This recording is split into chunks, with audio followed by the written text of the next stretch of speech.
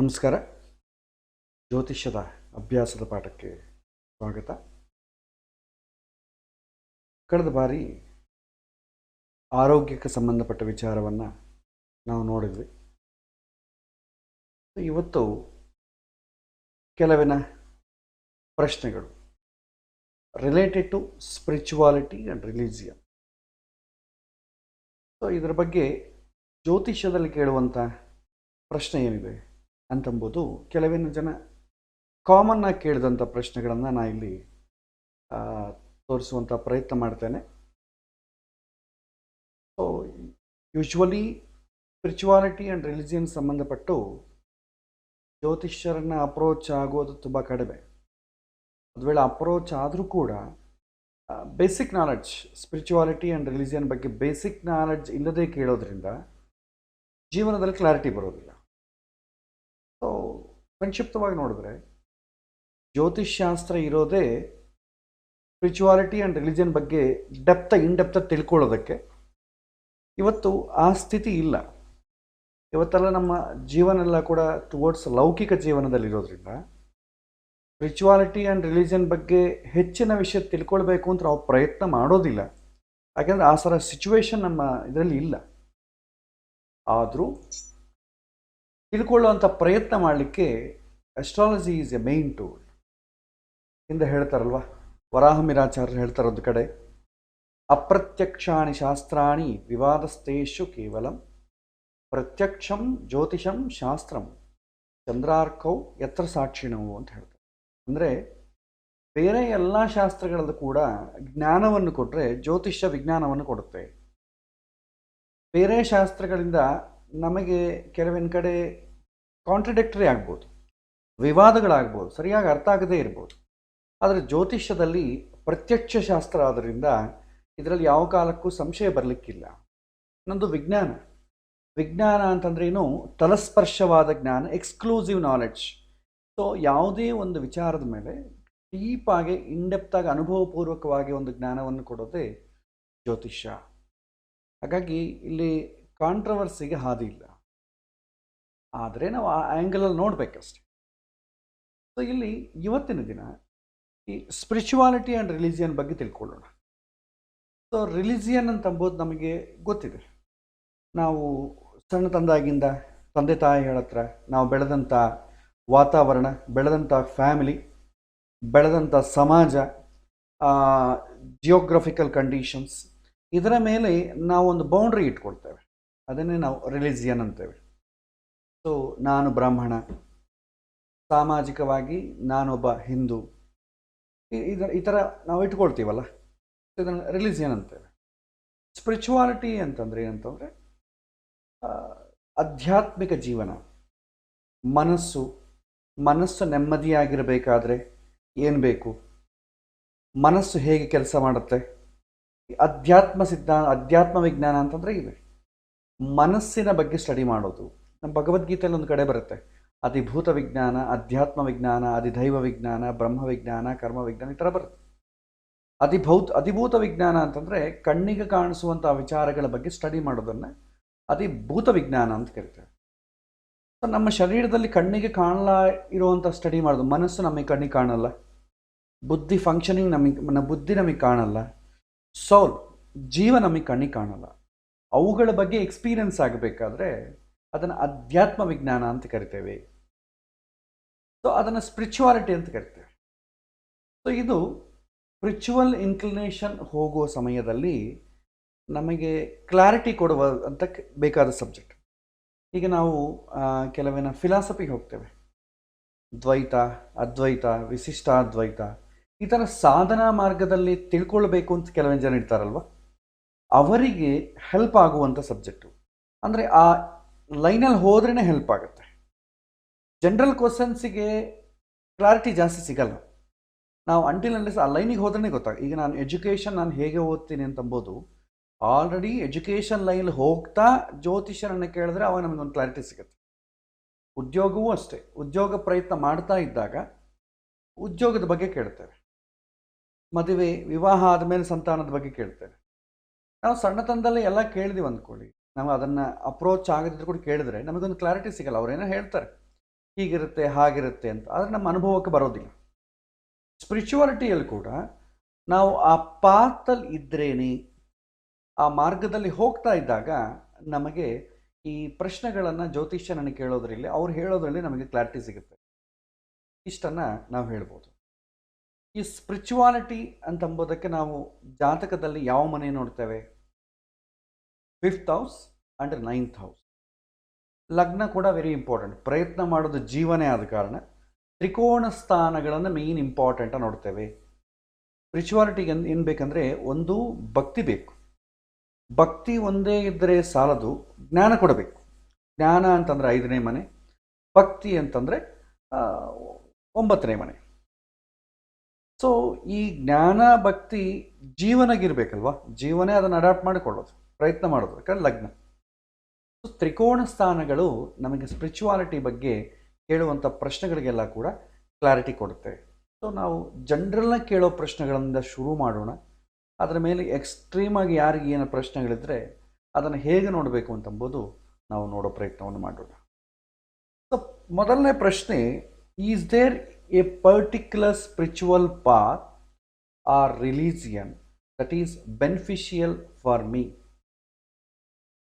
So ಜಾತಕ ನೋಡಿ ಇದನ್ನು ಹೇಳಲಿಕ್ಕಾಗತ್ತಾ? ಸೊ ಯಾವುದನ್ನ ಪರ್ಟಿಕ್ಯುಲರ್ ಸ್ಪಿರಿಚುವಲ್ ಪಾತ್ ಇದೆಯಾ? ನನ್ನ ಜಾತಕವನ್ನು ನೋಡಿ ಹೇಳಿ, ನಾನು ಯಾವ ಪಾತ್ ಹೇಳಿದ್ರೆ, ಯಾವ ಕಡೆ ಹೋದರೆ ಒಳ್ಳೆಯದಾಗ್ತದೆ, ಅಥವಾ ನಾ ಯಾವ ಮತವನ್ನು ಸ್ವೀಕಾರ ಮಾಡಿದರೆ ಒಳ್ಳೆಯದಾಗ್ತದೆ ಅಂತ ನಾವು ಕೇಳ್ತೇವೆ. ಬಟ್ ಈ ಕ್ವಶನ್ ಕಾಂಟ್ರಡಿಕ್ಟರಿ, ಸ್ವಲ್ಪ ತುಂಬ ವಿವಾದಾಸ್ಪದವಾದದ್ದು. ಯಾಕೆಂತಂದರೆ spiritual path is okay, religion ಅಂತ ಬಂದಾಗ ತುಂಬ ಕೇರ್ಫುಲ್ಲಾಗಿ ಡೀಲ್ ಮಾಡಬೇಕು. ಸೊ ಎಲ್ಲರಿಗೂ ಕೂಡ ಹುಟ್ಟಿದಾಗಿಂದಲೇ ಆನುವಂಶಿಕ ಪ್ರಭಾವ ಆ್ಯಂಡ್ ವಾತಾವರಣ ಪ್ರಭಾವ ಎರಡೂ ಅಂಟಿಕೊಂಡೇ ಹುಟ್ಟಿರ್ತಾರೆ. ಸ್ವಭಾವ ಪ್ರಭಾವ ಅಂತ ನೋಡಿದಾಗ ಪ್ರಭಾವ ವಿಚಾರದಲ್ಲಿ ಒಂದು ಎನ್ವಿರಾನ್ಮೆಂಟಲ್ ಫೋರ್ಸ್, ಎರಡನೇದು ಜೆನೆಟಿಕ್ ಫೋರ್ಸ್. ಇನ್ ಕೇಸ್ ನನಗೆ ಈ ರಿಲಿಜಿಯನ್ ಅಲ್ಲದೆ ಬೇರೆ ರಿಲಿಜಿಯನಲ್ಲಿ ನನಗೆ ಕ್ಲಾರಿಟಿ ಸಿಗತ್ತೆ ಅಂದರೂ ಕೂಡ ನಿಮ್ಮ ಮನಸ್ಸಾಗಲಿ, ನಾವು ಬೆಳೆದಿರುವಂಥ ವಾತಾವರಣ ಪ್ರಭಾವ, ಹುಟ್ಟಿದಂಥ ಆನುವಂಶಿಕ ಪ್ರಭಾವ ಅದನ್ನು ಆಕ್ಸೆಪ್ಟ್ ಮಾಡಲಿಕ್ಕೆ ಸಿದ್ಧ ಇರಲ್ಲ. ಹಿಂದೆ ಹೇಳ್ತಿದ್ರು, ನಿನಗೆ ಸ್ಪಿರಿಚುವಲ್ ಪ್ರೋಗ್ರೆಸ್ ಯಾವ ರಿಲಿಜಿಯನ್ ನಿಮಗೆ ತುಂಬ ಕನ್ವೀನಿಯೆಂಟಾಗಿ ಈಸಿಯಾಗಿದೆಯೋ ಆ ಪಾತಲ್ಲಿ ಹೋಗ್ಬೋದು ಅಂತ ಹೇಳ್ತಾಯಿದ್ರು. ಒಂದು ಡೆಸ್ಟಿನೇಷನ್ ಇದೆ, ಒಂದು ಡೆಸ್ಟಿನೇಷನ್ ರೀಚ್ ಆಗಬೇಕಾದ್ರೆ ನಿಮಗೆ ಎನ್ ನಂಬರ್ ಆಫ್ ವೇಸ್ ಇದೆ.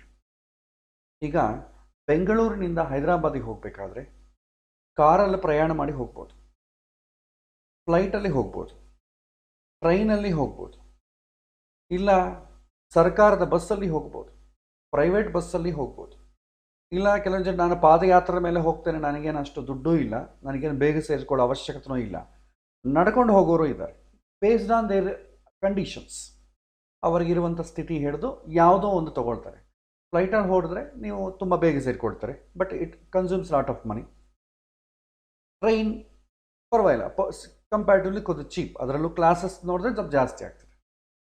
ಕಾರ್ ಸ್ವಲ್ಪ ಅಫೋರ್ಡಬಿಲಿಟಿ ಇದ್ದರೆ ಕಾರಲ್ಲಿ ಹೋಗ್ಬೋದು, ಅದು ಕೂಡ ಬೇಗ ರೀಚ್ ಆಗ್ತದೆ. ಇದು ಯಾವುದೋ ನನಗೆ ಅಫೋರ್ಡಬಿಲಿಟಿ ಇಲ್ಲ, ಸರ್ಕಾರದ ಬಸ್ಸು ತೊಗೊಳ್ತೇನೆ, ಅದರಲ್ಲಿ ಹೋಗ್ತೇನೆ. ಅದರಲ್ಲಿ ನೀವು ಸ್ಲೀಪರ್ ಬಸ್ ಹೋಗ್ಬೋದು, AC ಬಸ್ ಹೋಗ್ಬೋದು, ಕನಿಷ್ಠ ಪಕ್ಷ ಜನರಲ್ ಮಾಮೂಲು ಸಣ್ಣ ಕೆಂಪು ಬಸ್ಸಲ್ಲಿ ಹೋಗ್ಬೋದು. ನಂಗೆ ಅದು ಕೂಡ ಅಫೋರ್ಡ್ ಮಾಡೋಕ್ಕಿಲ್ಲ, ಪ್ರೈವೇಟ್ ಬಸ್ಸಲ್ಲಿ ಹೋಗ್ತೇವೆ. ಟಿಕೆಟೇ ಇಲ್ಲ, ನಿಂಗೆ ಅರ್ಧ ದುಡ್ಡು ಕೊಡ್ತೇನೆ, ಕರ್ಕೊಂಡೋಗಿ ಸೇರಿಸ್ಬಿಡು. ಪ್ರೈವೇಟ್ ಬಸ್ಸಲ್ಲಿ ಇನ್ನೂ ಇಲ್ಲ, ಗೂಡ್ಸ್ ಲಾರಿ ಹೋಗ್ತಾ ಇರುತ್ತೆ, ಆ ಲಾರಿಲಿ ಹೋಗ್ತೇವೆ. ಸೊ ಈ ಥರ ಡೆಸ್ಟಿನೇಷನ್ ಸೇರೋದು ನಮ್ಗೆ ಇಂಪಾರ್ಟೆಂಟ್. ಹೈದರಾಬಾದ್ ಸೇರೋದು ಇಂಪಾರ್ಟೆಂಟೇ ಆಗಲಿ, ನಮ್ಮ ಅಫೋರ್ಡಬಿಲಿಟಿ, ನಮ್ಮ ಕನ್ವೀನಿಯೆಂಟು, ನಮ್ಮ ಟೈಮ್ ಫ್ಯಾಕ್ಟ್ರು ಇದೆಲ್ಲ ನೋಡಿಕೊಂಡು ನಾವು ಯಾವುದು ಬೇಕಾದ್ರೂ ಚೂಸ್ ಮಾಡ್ಕೊಳ್ತೀವಿ. ಬೇಗ ರೀಚ್ ಆಗಬೇಕು ಅಂತಂದರೆ ಫ್ಲೈಟ್ ಒಂದೇ ಮಾರ್ಗ.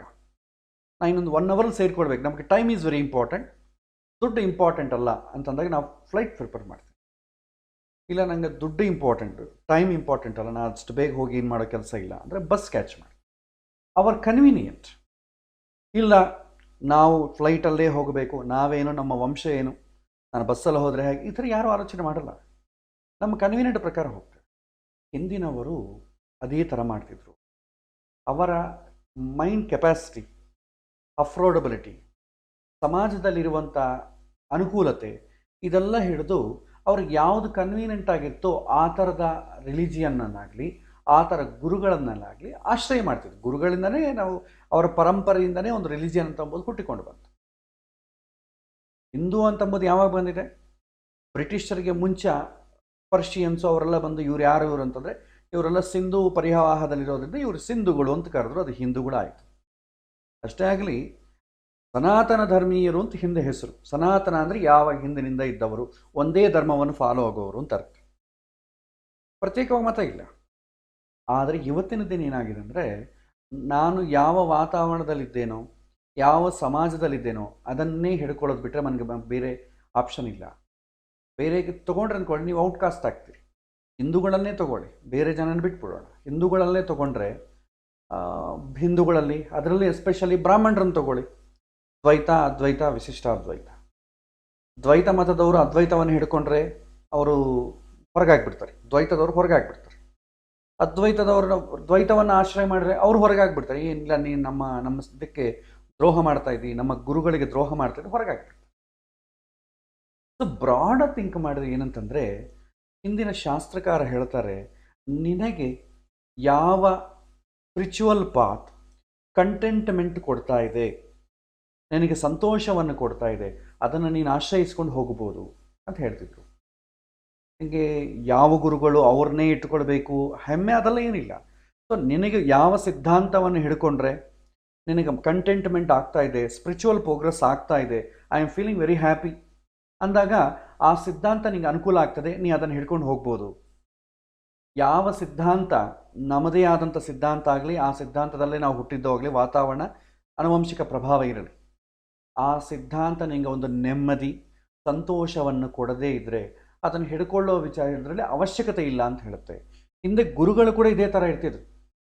ಯಾರಾದರೂ ವಿದ್ಯಾರ್ಥಿಗಳು ಗುರುಗಳ ಹತ್ರ ಪಾಠ ಕಲಿಬೇಕು ಅಂತ ಹೋದಾಗ, ನೀನು ನನ್ನ ಹತ್ರನೇ ಕಲಿಬೇಕು ಅಂತ ಏನಿಲ್ಲಪ್ಪ, ಒಂದು ವರ್ಷ ಇರು, ನಾನು ಹೇಳ್ತೇನೆ, ನಾನು ಹೇಳೋದು ನಿನಗೆ ಆಕ್ಸೆಪ್ಟ್ ಆಗಬೇಕು ಅಂತಿಲ್ಲ, ನಾನು ಹೇಳೋದು ನಿನಗಿಷ್ಟ ಆದರೆ ನೀನು ಇಲ್ಲಿ ಪಾಠ ಕಲಿಬೋದು, ಇಲ್ಲ ನಿನಗೆ ಅರ್ಥ ಆಗಲಿಲ್ಲ ಅಂದರೆ ನೀನು ಇಲ್ಲಿ ಇರೋದ್ರ ಪ್ರಯೋಜನ ಇಲ್ಲ.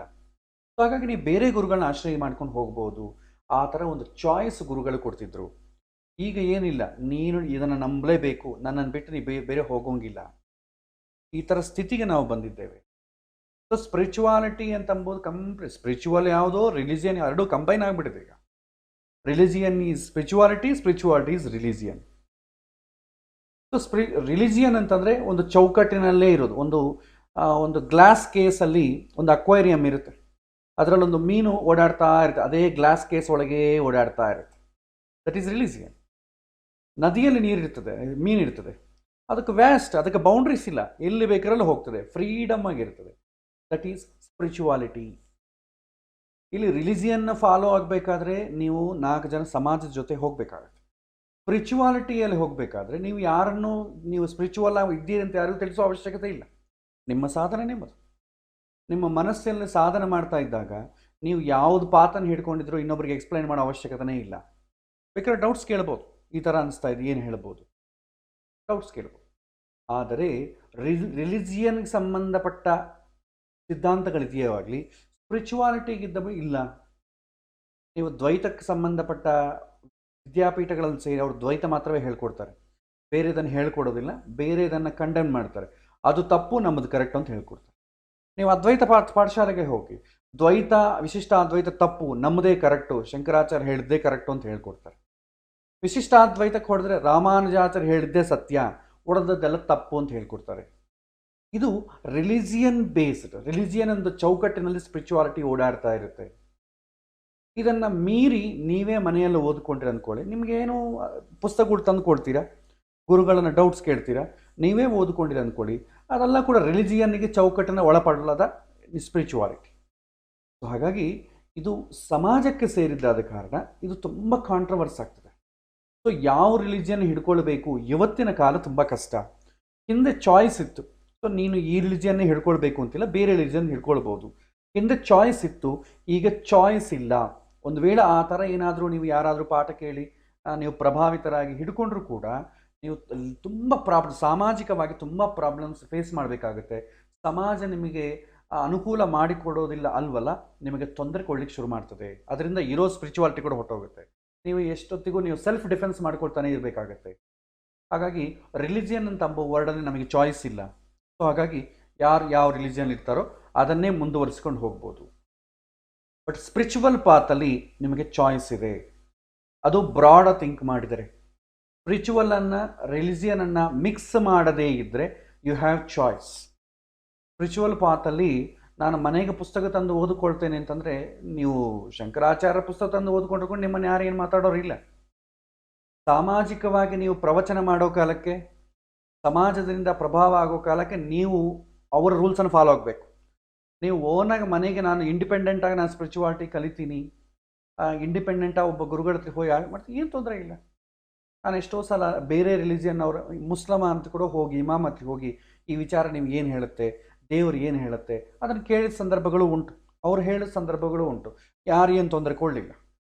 ಆದರೆ ಮುಸ್ಲಿಮಿಗೆ ಸಂಬಂಧಪಟ್ಟ ಮದರಸಾಗಳು, ಅದಕ್ಕೆ ಸ್ಕೂಲ್ಸ್ ಇದಲ್ಲ, ಅದರಲ್ಲಿ ಹೋಗಿ ನಾನು ಜಾಯ್ನ್ ಆದೇನೆ ಅಂದ್ಕೊಳ್ಳಿ, ಆವಾಗ ನನಗೆ ಸಾಮಾಜಿಕವಾಗಿ ತೊಂದರೆ ಬರುತ್ತೆ.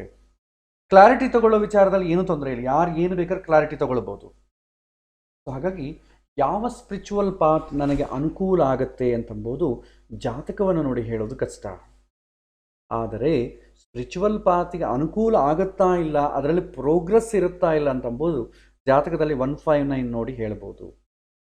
ಸೊ ಇದು ರಿಲಿಜಿಯನ್ ಅಂತಂಬೋ ವಿಷಯವನ್ನು ನಾವು ಇವತ್ತಿನ ಕಾಲದಲ್ಲಿ ತರಬಾರದು. Next second question, should I take a spiritual initiation from so and so guru? ಇದು ಕೂಡ ಲಾಸ್ಟ್ ಕ್ವಶನ್ಗೆ ಇದಾಗಿದೆ. ನಾನು ಇಂಥ ಗುರುಗಳ ಸ್ಪಿರಿಚುವಲ್ ಇನಿಷಿಯೇಷನ್ ತಗೋಬೋದಾ? ಬಟ್ ಇವತ್ತಿನ ಕಾಲದಲ್ಲಿ ಅದೇನು ತೊಂದರೆ ಇಲ್ಲ, ಯಾರನ್ನ ಬೇಕಾದ್ರೂ ಫಾಲೋ ಆಗಬಹುದು. ಕೆಲವೊಂದು ಜನ ಜಗ್ಗಿ ವಾಸುದೇವನ್ ಫಾಲೋ ಆಗ್ತಾರೆ, ಕೆಲವೊಂದು ಜನ ರವಿಶಂಕರ್ ಗುರುಜಿನ ಫಾಲೋ ಆಗ್ತಾರೆ, ಕೆಲವೊಂದು ಜನ ಅವರವರ ಇದರಲ್ಲಿ ದೊಡ್ಡದ ಸುಪ್ರೀಂ ಫಿಗರ್ಸು, ಇಂಟರ್ನ್ಯಾಷನಲ್ ಫಿಗರ್ಸ್ ಯಾರು ಇರ್ತಾರೋ ಅವರನ್ನು ಫಾಲೋ ಆಗ್ತಾರೆ. ನಾವು ನಮ್ಮಲ್ಲಿ ಭಾಳ ಜನ ವೆಸ್ಟರ್ನ್ಸ್ ಬರೆದಂಥ ಸ್ಪಿರಿಚುವಲ್ ಬುಕ್ಸ್ ಓದ್ತೇವೆ, ವೆಸ್ಟರ್ನ್ ನಾವಲ್ಸ್ ಓದ್ತೇವೆ, ಏನು ಬೇಕಾದ್ರೂ ಮಾಡ್ಬೋದು. ಸಾಮಾಜಿಕವಾಗಿ ಫಾಲೋ ಆಗಬೇಕಾದ್ರೆ ತೊಂದರೆ. ಅದೇ ಇಂಡಿಪೆಂಡೆಂಟಾಗಿ ನೀವೇನಾದರೂ ಇನಿಷಿಯೇಷನ್ ತಗೋಬೇಕಾದ್ರೆ ಯಾವ ತೊಂದರೆಯೂ ಇವತ್ತಿನ ದಿನ ಇಲ್ಲ. ಆದರೆ ಯಾವ ಟೀಚರ್ನ ನಾನು ತಗೊಳ್ಬೇಕು ಅಂತಂಬೋದು ಆಲ್ರೆಡಿ ಸ್ಪಿರಿಚುವಾಲಿಟಿ ಅಂತಂಬ ಗೊತ್ತಿದ್ದರೆ ಮಾತ್ರ ಹೇಳಲಿಕ್ಕಾಗತ್ತೆ. ಸೊ ಇಲ್ಲದ್ರೆ ಏನಾಗುತ್ತೆ, ಕಷ್ಟ. ಇದು ಇಂಡಿಪೆಂಡೆಂಟಾಗಿ ಜಾತಕವನ್ನು ತೋರಿಸಿ ಕೇಳಬೇಕಾದ್ರೆ ಎಲ್ಲರಿಗೂ ಸೇರಿಸಿ ಒಂದೇ ಥರ ಹೇಳಲಿಕ್ಕಾಗಲ್ಲ. ಈಗ ಒಂದು ಸ್ಕೂಲ್ ಇದೆ, ಸ್ಕೂಲಲ್ಲಿ ಏನಾಗುತ್ತೆ, ಎಲ್ಲರ ವಿದ್ಯಾರ್ಥಿಗಳು ಕೂಡ ಒಂದೇ ಕ್ವಾಲಿಫಿಕೇಷನ್ ಮೇಲೆ ಇರ್ತಾರೆ. ಈಗ 10th ಕ್ಲಾಸ್ಗೆ ಪಾಠ ಹೇಳಬೇಕು ಅಂದರೆ ಎಲ್ಲರೂ 9th ಕ್ಲಾಸ್ ಪಾಸ್ ಆಗಿರ್ತಾರೆ. ಅದ ಕಾರಣ ನೀವು ಒಂದು ಟಾಪಿಕ್ ಮೇಲೆ ಅನರ್ಗಲವಾಗಿ ಹೇಳ್ಬೋದು. ಅದೇ ಪ್ರವಚನ ಹೇಳಬೇಕಾದ್ರೆ ಪ್ರವಚನದಲ್ಲಿ ಸಣ್ಣ ಹುಡುಗರು ಇರ್ತಾರೆ, ಯುಕ್ತ ವಯಸ್ಸವರು ಇರ್ತಾರೆ, ಮುದುಕಿಯರು ಇರ್ತಾರೆ, ಎಲ್ಲರೂ ಇರ್ತಾರೆ. ಎಲ್ಲರಿಗೂ ನೀವು ಕಾಮನ್ ಟಾಪಿಕ್ ಹೇಳಲಿಕ್ಕಾಗಲ್ಲ. ಒಬ್ಬೊಬ್ರಿಗೆ ಒಂದೊಂದು ಟಾಪಿಕ್ ಎಲ್ಲರಿಗೂ ಅನ್ವಯ ಆಗುವಂಥ ಟಾಪಿಕ್ ಹೇಳಬೇಕಾಗತ್ತೆ. ಸೊ ಹಾಗಾಗಿ ಸ್ಪಿರಿಚುವಾಲಿಟಿ ಅಂತಂಬೋದು ಅದು ಎಲ್ಲರೂ ಸೇರಿ ಸಾಮೂಹಿಕವಾಗಿ ನಾವು ಸ್ಪಿರಿಚುವಾಲಿಟಿ ಮಾಡ್ತೀವಿ ಅಂದರೆ ಸಾಧ್ಯ ಇಲ್ಲ. ಇದು ಇಂಡಿಪೆಂಡೆಂಟ್ ವ್ಯಕ್ತಿಗತವಾದಂಥ ಎಲಿವೇಷನ್ಗೆ ಬೇಕಾದಂಥ ಪಾತ್ ಇದು. ಹಾಗಾಗಿ ಇದು ಗುರುಗಳನ್ನು ಪರ್ಸ್ನಲಾಗಿ ಹೋಗಿ ಕೇಳಬೇಕಾದ್ರೆ ಹೊತ್ತು ಎಲ್ಲರಿಗೂ ಒಂದೇ ರೀತಿಯಲ್ಲಿ ಹೇಳಲಿಕ್ಕಾಗೋದಿಲ್ಲ. ಇದು ಕಂಪ್ಲೀಟ್ ಬೇಸ್ಡ್ ಆನ್ ಸ್ಪಿರಿಚುವಾಲಿಟಿ. ಅವನು ಯಾವ ರಿಲಿಜಿಯನ್ ಇದ್ದಾನೆ, ಯಾವ ಪಾತಲ್ಲಿದ್ದಾನೆ, ಅವನಿಗೆ ಇನಿಷಿಯಲ್ ನಾಲೆಡ್ಜ್ ಯಾವುದರಲ್ಲಿದೆ, ಯಾವುದಕ್ಕೆ ವಿಭೇದ ಮಾಡ್ತಾ ಇದ್ದಾನೆ, ಯಾತಕ್ಕೋಸ್ಕರ ಗುರುವನ್ನು ನೋಡ್ತಾ ಇದ್ದಾನೆ, ವಾಟ್ ಈಸ್ ದ ಇಂಟೆನ್ಷನ್, ಇದನ್ನು ತಿಳ್ಕೊಂಡು ಹೇಳಬೇಕಾಗತ್ತೆ. ಡೈರೆಕ್ಟಾಗಿ ಕ್ವಶನ್ ಮೇಲೆ ಹೇಳಲಿಕ್ಕಾಗೋದಿಲ್ಲ. ನೆಕ್ಸ್ಟ್ ಮೂರನೇ question, when is a good time for me to participate in a meditation retreat? Meditation, ಈಗ ಮೆಡಿಟೇಷನ್ ಅಂತ ಒಂದಿದೆ. ಸೊ ಮೆಡಿಟೇಷನ್ ಅಂದರೆ ನಾವೇನು ಅಂದ್ಕೊಡ್ತೇವೆ, ಧ್ಯಾನ ಅಂತ ಅಂದ್ಕೊಡ್ತೇವೆ ಅಲ್ವಾ. ಕನ್ವರ್ಟ್ ಮಾಡಿ ಟ್ರಾನ್ಸ್ಲೇಟ್ ಮಾಡಿದ್ರೆ ಧ್ಯಾನ ಆಗುತ್ತೆ. ನಮ್ಮಲ್ಲಿ ಧ್ಯಾನಕ್ಕೆ ಸಂಬಂಧಪಟ್ಟ ಬಹಳ ವಿಷಯಗಳು ನಮ್ಮ ಪ್ರಾಚೀನ ವಿದ್ಯೆಗಳಲ್ಲಿ ಇದೆ. ಅಫ್ಕೋರ್ಸ್ ನಿಮಗೆ ಭಗವದ್ಗೀತೆಯಲ್ಲಿ 6ನೇ ಅಧ್ಯಾಯದಲ್ಲಿ ಕೂಡ ಧ್ಯಾನ ಹೇಗೆ ಮಾಡಬೇಕು, ಅದಕ್ಕೆ ಪ್ರಭಾವಿತ ಮಾಡುವಂಥ ಏನೇನು ವಿಷಯಗಳಿದೆ ಅಂತೆಲ್ಲ ಬರುತ್ತೆ. ಸೊ ಇಲ್ಲಿ ನಾವು ಇವತ್ತು ಮಾಡರ್ನ್ ಲೈಫಲ್ಲಿ ನಾವು ಧ್ಯಾನ ಅಂತ ಅಂಬೋದು ಏನು ನೋಡ್ತಾ ಇದ್ದೇವೆ. ಭಾಳಷ್ಟು ಜನ ಗುರುಗಳಿದ್ದಾರೆ, ಅವರ ಹೆಸರುಗಳೆಲ್ಲ ಬೇಡ, XYZ ABC ಭಾಳಷ್ಟು ಗುರುಗಳಿದ್ದಾರೆ. ಅವರೆಲ್ಲ ಕೂಡ ನಿಮಗೆ ಧ್ಯಾನ ಮತ್ತು ರಾಜಯೋಗ ಈ ಥರ ಹೇಳ್ಕೊಡ್ತೀವಿ ಅಂತ ನಿಮಗೆ ಬರ್ತಾ ಇರುತ್ತೆ. ಸೊ ಮಾಡರ್ನ್ ಲೈಫಲ್ಲಿ ಧ್ಯಾನ ಮೆಡಿಟೇಷನ್ ಅಂದರೆ ಏನು ಅಂದರೆ ಅವರು ಹೇಳಿಕೊಡುವಂಥ ಟೆಕ್ನಿಕ್ ಮೇಲೆ ಡಿಪೆಂಡ್ ಆಗ್ತದೆ. ಮೆಡಿಟೇಷನ್ ಅಂದರೆ ಏನಿಲ್ಲ, ನೀವು ಸುಮ್ಮನೆ ಕೂತ್ಕೊಂಡು ನಿಮ್ಮ ಬ್ರೀದಿಂಗ್ ಇದೆಲ್ಲ, ಬ್ರೀದಿಂಗ್ನ ಅಬ್ಸರ್ವ್ ಮಾಡ್ತಾ ಇರಿ, ಏನೂ ಆಲೋಚನೆ ಮಾಡಬೇಡಿ. ಸೊ ಇದೇ ನಿಮಗೆ ಮಾಡರ್ನಲ್ಲಿ ನಿಮಗೆ ಧ್ಯಾನ ಅಂತ ಅಂಬೋ ಕಾನ್ಸೆಪ್ಟ್. ಬಟ್ ಇದನ್ನು ಹಿಂದಿನವರು ಕೂಡ ನಮ್ಮಲ್ಲಿ ಈ ಟೆಕ್ನಿಕನ್ನು ಮಾಡ್ತಿದ್ರು. ಅದನ್ನೇನಂತಿದ್ರು ಮೌನ ವ್ರತ ಅಂತಂದಿದ್ರು. ಅಂದರೆ ಮೌನವಾಗಿರೋದು, ಬಾಯಿ ವಾಚಕವಾಗಿ ಮಾನಸಿಕವಾಗಿ. ವಾಚಕವಾಗಿ ಮೌನ ಇರೋದು ಯಾವುದಕ್ಕೆ ಅಂತಂದರೆ ಮನಸ್ಸಲ್ಲಿ ಕೂಡ ಮೌನವಾಗಿರಬೇಕು ಅಂತ. ಮನಸ್ಸಲ್ಲಿ ನೂರಾರು ವಿಚಾರಗಳು ಆಲೋಚನೆ ಮಾಡ್ತಾ ಹೊರಗೆ ಮಾತ್ರ ಬಾಯಿ ಕಟ್ಟು ಹಾಕ್ಕೊಂಡ್ರೆ ಏನು ಉಪಯೋಗ ಇಲ್ಲ. ಮೌನವ್ರತ ಅಂದರೆ ಒಳಗೂ ಹೊರಗೂ ಮೌನವಾಗಿರೋದನ್ನೇ ಮೌನವ್ರತ ಅಂತ ಹೇಳ್ತೇವೆ. ಈ ಮೆಡಿಟೇಷನ್ ಅಂತ ಅಂಬೋದು ಸೇಮ್ ಮೌನವ್ರತವೇ. ನಾವು ಹೊರಗೆ ಮಾತಾಡೋದಿಲ್ಲ, ಒಳಗೂ ಏನೂ ಆಲೋಚನೆ ಮಾಡೋದಿಲ್ಲ, ಒಂದರ ಮೇಲೆ ಕಾನ್ಸಂಟ್ರೇಟ್ ಮಾಡಬೇಕು. ಅದನ್ನೇ ನಾವೇನಂತೇವೆ ಬ್ರೀದಿಂಗ್ ಮೇಲೆ ನೀನು ನಿನ್ನ ದೃಷ್ಟಿಯನ್ನಿಡು, ಅಥವಾ ಯಾವುದೋ ಒಂದು ಮಂತ್ರವನ್ನು ಕೊಡ್ತಾರೆ, ಆ ಮಂತ್ರವನ್ನೇ ಜಪ ಮಾಡ್ತಾರೆ, ಆ ಮಂತ್ರವನ್ನೇ ರೋಮಿಂಗ್ ಸುತ್ತಾ ಇರು. ನಮ್ಮ ಮನಸ್ಸಿಗೆ ಒಂದು ಗುಣ ಇರುತ್ತೆ, ನೀವು ಯಾವುದನ್ನು ಒಂದು ಕೊಟ್ಟು ಅದರ ಸುತ್ತೇ ಸುತ್ತಾ ಇರೋ ಅಂದಾಗ ಅದು ಬೇರೆ ಆಲೋಚನೆ ಮಾಡಲ್ಲ. ಹಾಗೆ ಮನಸ್ಸನ್ನು ನಿಗ್ರಹ ಮಾಡ್ತಾ ಇತ್ತು. ಬಟ್ ಮಾಡರ್ನ್ ಮೆಡಿಟೇಷನಿಂದ ಏನಂತಂದರೆ ಸ್ವಲ್ಪ ಹೊತ್ತು ನಿಮ್ಮ ಮನಸ್ಸನ್ನು ಕಂಟ್ರೋಲ್ ಇಡ್ಬೋದು. ಯಾಕಂದರೆ ನೀವು ಮೆಡಿಟೇಷನ್ ಮಾಡೋಕ್ಕೆ ಟೆಕ್ನಿಕ್ ನೀವು ಕಲ್ತ್ಕೊಂಡು ಬಂದರೆ ಒಂದು half an hour to 1 hour ನೀವು ಮನಸ್ಸನ್ನು ಸ್ಟಾಪ್ ಮಾಡ್ಬೋದು. ಓನ್ಲಿ ಸ್ಟಾಪ್, ರೆಸಿಸ್ಟ್ ಮಾಡ್ಬೋದು ಥಿಂಕ್ ಮಾಡೋಕ್ಕೆ. ರೆಸ್ಟ್ ಆಫ್ ದ ಟೈಮೆಲ್ಲ ರೆಸಿಸ್ಟ್ ಮಾಡೋಕ್ಕಾಗೋದಿಲ್ಲ, ಅಷ್ಟು ಮಾತ್ರಕ್ಕೆ ನಮಗೆ ಕಂಟ್ರೋಲ್ ಬರೋದಿಲ್ಲ. ಓನ್ಲಿ ನೀವು ಮೆಡಿಟೇಷನಿಗೆ ಕೂತ್ಕೊಂಡಾಗ ಮಾತ್ರ ನಿಮ್ಮ ಮನಸ್ಸು ಕಂಟ್ರೋಲ್ ಬಂದಂಗಿರುತ್ತೆ, ಸ್ವಲ್ಪ ಕಾಸು ಫ್ರೆಶ್ ಆಗಿರುತ್ತೆ. ಯಾಕಂದರೆ ಬೆಳಗ್ಗೆ ಎದ್ದ ತಕ್ಷಣ ನಾವು ಎಷ್ಟು ಮನಸ್ಸು ಫ್ರೆಶ್ ಆಗಿರುತ್ತೋ ಆ ಥರದ ಸ್ಟೇಟ್ ಸ್ವಲ್ಪ ಹೊತ್ತಿರುತ್ತೆ. ಆದರೆ ನಿತ್ಯ ಜೀವನದಲ್ಲೆಲ್ಲ ಕೂಡ ನಾವು ಮಾಡಬೇಕಂದ್ರೆ ಧ್ಯಾನ ಅಂತ ಅಂಬೋದು ಮಾಡಬೇಕು. ಧ್ಯಾನ ಈಸ್ ಎಂಟೈರ್ಲಿ ಡಿಫ್ರೆಂಟ್, ಮೆಡಿಟೇಷನ್ ಅಲ್ಲ. ಮೆಡಿಟೇಷನ್ ಟೆಕ್ನಿಕ್ ಧ್ಯಾನದಲ್ಲಿ ಒಂದು ಪಾರ್ಟ್, ಬಟ್ ಧ್ಯಾನ ಅಂತ ಅಂಬೋದು ಮೆಡಿಟೇಷನಲ್ಲಿ ಬರಲ್ಲ. ಮಾಡರ್ನ್ ಮೆಡಿಟೇಷನ್ ಭಗವದ್ಗೀತೆಯಲ್ಲಿ ಹೇಳ್ತಾರೆ, ಧ್ಯಾನ ಮಾಡಬೇಕಾದ್ರೆ ಫಸ್ಟ್ ಸ್ಪಿರಿಚುವಲಿಗೆ ಎಂಟರ್ ಆಗಬೇಕು, ಆಧ್ಯಾತ್ಮಿಕಕ್ಕೆ ಎಂಟರ್ ಆಗಬೇಕು. ಆಧ್ಯಾತ್ಮಿಕಕ್ಕೆ ಎಂಟರ್ ಆಗಬೇಕು ಅಂತಂದರೆ ಒಂದು ಕ್ವಾಲಿಫಿಕೇಶನ್ ಏನು ಗೊತ್ತಾ, ಲೌಕಿಕದಲ್ಲಿ ಕಂಟೆಂಟ್ಮೆಂಟ್ ಮಾಡಿಕೊಂಡ್ರೇ ಆಧ್ಯಾತ್ಮಿಕದಲ್ಲಿ ಎಂಟರ್ ಆಗೋಕ್ಕಾಗುತ್ತೆ. Otherwise it is not possible. ಅಲ್ರಿ, ನಾನು ಸ್ವಲ್ಪ ಸ್ಪಿರಿಚುವಲ್ ಲೈಫಿಗೆ ಲೀಡ್ ಮಾಡ್ತಾ ಇದ್ದೇನೆ, ನಾನು ಸ್ಪಿರಿಚುವಲಿ ಹೋಗಬೇಕು ಅಂತ ಅಂದ್ಕೊಳ್ತಾ ಇದ್ದೀನಿ, ಈ ಥರ 100 ಮಾತು ಮಾತಾಡ್ಬೋದು. ಆದರೆ what is the eligibility? Spiritual ಪಾತಿಗೆ ಹೋಗಬೇಕಾದ್ರೆ ಎಲಿಜಿಬಿಲಿಟಿ ಏನಂತಂದರೆ ಲೌಕಿಕ ಜೀವನದಲ್ಲಿ ತೃಪ್ತಿ, ಇನ್ನು ಸಾಕು, ಇನ್ನು ಬೇಡ ಅಂತಂಬೋದು ಯಾವಾಗ ಬರುತ್ತೋ ಅಲ್ಲಿಂದ ಸ್ಪಿರಿಚುವಲ್ ಪಾತ್ ಸ್ಟಾರ್ಟ್ ಆಗ್ತದೆ. ಅದರ್ವೈಸ್ ಸ್ಪಿರಿಚುವಲ್ ಪಾತ್ ಸ್ಟಾರ್ಟ್ ಆಗಲ್ಲ. ಇದು ಪ್ಯಾರಲಲ್ ಆಗಿ ನಡೆಸ್ಕೊಂಡು ಹೋಗ್ತೀನಿ ಅಂತಂದರೆ ಅದು ನಾರ್ತ್ ಪೋಲು, ಇದು ಸೌತ್ ಪೋಲು. ನೀವು ಯಾವುದೋ ಒಂದು ಡೈರೆಕ್ಷನ್ಲೇ ಹೋಗೋಕ್ಕಾಗುತ್ತೆ. ಒಂದೇ ನಾರ್ತ್ ಪೋಲ್ಗಾದರೂ ಹೋಗಲಿ, ಒಂದು ಸೌತ್ ಪೋಲ್ಗಾರೇ ಹೋಗಲಿ, ಯಾವುದೋ ಒಂದಕ್ಕೆ ಹೋಗಬೇಕು. ನಾನು ಎರಡಕ್ಕೂ ಅಟ್ ಎ ಟೈಮ್ ಹೋಗ್ತೀನಿ ಅಂತಂದರೆ ಸಾಧ್ಯ ಆಗದಂಥ ವಿಚಾರ. ಇದು ಪ್ಯಾರಲಲ್, ರೈಲ್ವೆ ಟ್ರ್ಯಾಕ್ಸ್ ಇದ್ದಂಗೆ ಪ್ಯಾರಲ ಹೋಗ್ತಾ ಇರುತ್ತೆ. 2 ಗೋಡೆ ಮೇಲೆ ನಡೀತಾ ಸ್ಪೀಡಾಗಿ ಹೋಗ್ಲಿಕ್ಕಾಗಲ್ಲ, ನಿಧಾನಕ್ಕೆ ಒಂದೊಂದು ಹೆಜ್ಜೆ ತೆಗೆದು ಹಾಕಬೇಕಷ್ಟೆ. ಸ್ವಲ್ಪ ಹೊತ್ತು ಸ್ಪಿರಿಚುವಾಲಿಟಿಗೆ ಇದ್ದಂಗೆ ಇರಬೇಕು, ಸ್ವಲ್ಪ ಹೊತ್ತು ರಿಲಿಜನ್ ಇದ್ದಂಗೆ ಇರಬೇಕು, ಲೌಕಿಕ ಜೀವನದಲ್ಲಿ ಇದ್ದಂಗೆ ಇರಬೇಕು. ಆ ಅಂಗಿ ಚೇಂಜ್ ಮಾಡ್ಕೊಂಡು ಈ ಅಂಗಿ ಹಾಕ್ಕೋಬೇಕು, ಈ ಅಂಗಿ ಚೇಂಜ್ ಮಾಡ್ಕೊಂಡು ಆ ಅಂಗಿ ಹಾಕ್ಕೋಬೇಕು. ಇದು ಹೆಚ್ಚು ದಿನ ನಡೆಸೋಕ್ಕಾಗಲ್ಲ. ಸೊ ಹಾಗಾಗಿ ಮೆಡಿಟೇಷನಿಗೆ ಗುಡ್ ಟೈಮ್ ಏನು ಅಂತಂಬೋದು ಇದು ಜ್ಯೋತಿಷ್ಯದಲ್ಲಿ ಕೇಳುವಂಥ ಪ್ರಶ್ನೆ ಅಲ್ಲವೇ ಅಲ್ಲ. ನಮಗೆ ಗುಡ್ ಟೈಮ್ ಅಂದ ತಕ್ಷಣ ಜ್ಯೋತಿಷ್ಯದಲ್ಲಿ ಯಾಕಂದರೆ ಎಲ್ಲದಕ್ಕೂ ಮುಹೂರ್ತ ನೋಡ್ತೀವಿ ತಾನೆ. ಗುಡ್ ಟೈಮ್ ಅಂದರೆ ಏನು? ಯಾವುದೋ ಒಂದು ಮಿನಿಮಮ್ ಜನರಲ್ ಗುಡ್ ಟೈಮ್ ಹೇಳ್ಬಿಟ್ರೆ ಆಯ್ತಲ್ವ, ಹೇಳ್ಬೋದು. ಬಟ್ ಪರ್ಪಸ್ ಏನು ಅಂತಂಬೋದು ತಿಳ್ಕೊಂಡು ಅದಕ್ಕೆ ಬೇಸ್ ಮಾಡಿ ನಾವು ಹೇಳಬೇಕು. ಎಲ್ಲದಕ್ಕೂ ಒಂದೇ ವರ್ಕೌಟ್ ಆಗಲ್ಲ. ಜ್ವರ ಬರುತ್ತೆ, ಪ್ಯಾರಾಸಿಟಮಾಲ್ ಓಕೆ, ಯಾಕೆ? ನಿಮ್ಮ ಬಾಡಿಲಿರುವಂಥ ಟೆಂಪರೇಚರ್ ಡೌನ್ ಮಾಡುತ್ತೆ. ಬಟ್ ಜ್ವರ ಯಾಕೆ ಬಂತು ಅಂತಂಬೋದು ಪ್ಯಾರಾಸಿಟಮಾಲ್ ಕ್ಯೂರ್ ಮಾಡಲ್ಲ. ಶರೀರದಲ್ಲಿ ಯಾವುದನ್ನು ಒಂದು ಆರ್ಗಾನ್ ಅಬ್ನಾರ್ಮಲ್ ಕಂಡೀಷನ್ ಆದರೆ ನಿಮಗೆ ಜ್ವರ ಬರುತ್ತೆ. ಬಟ್ ಯಾವುದು ಬಂದರೂ ನಾವು ಪ್ಯಾರಾಸಿಟಮಾಲ್ ಹಾಕಿಬಿಟ್ಟು ಟೆಂಪರೇಚರ್ ಡೌನ್ ಮಾಡಿಬಿಡ್ತೇವೆ ನಾವು. ಬಟ್ ಒಳಗೆ ಏನಾಗ್ತಾ ಇದೆ ವಿ ಡೋಂಟ್ ನೋ.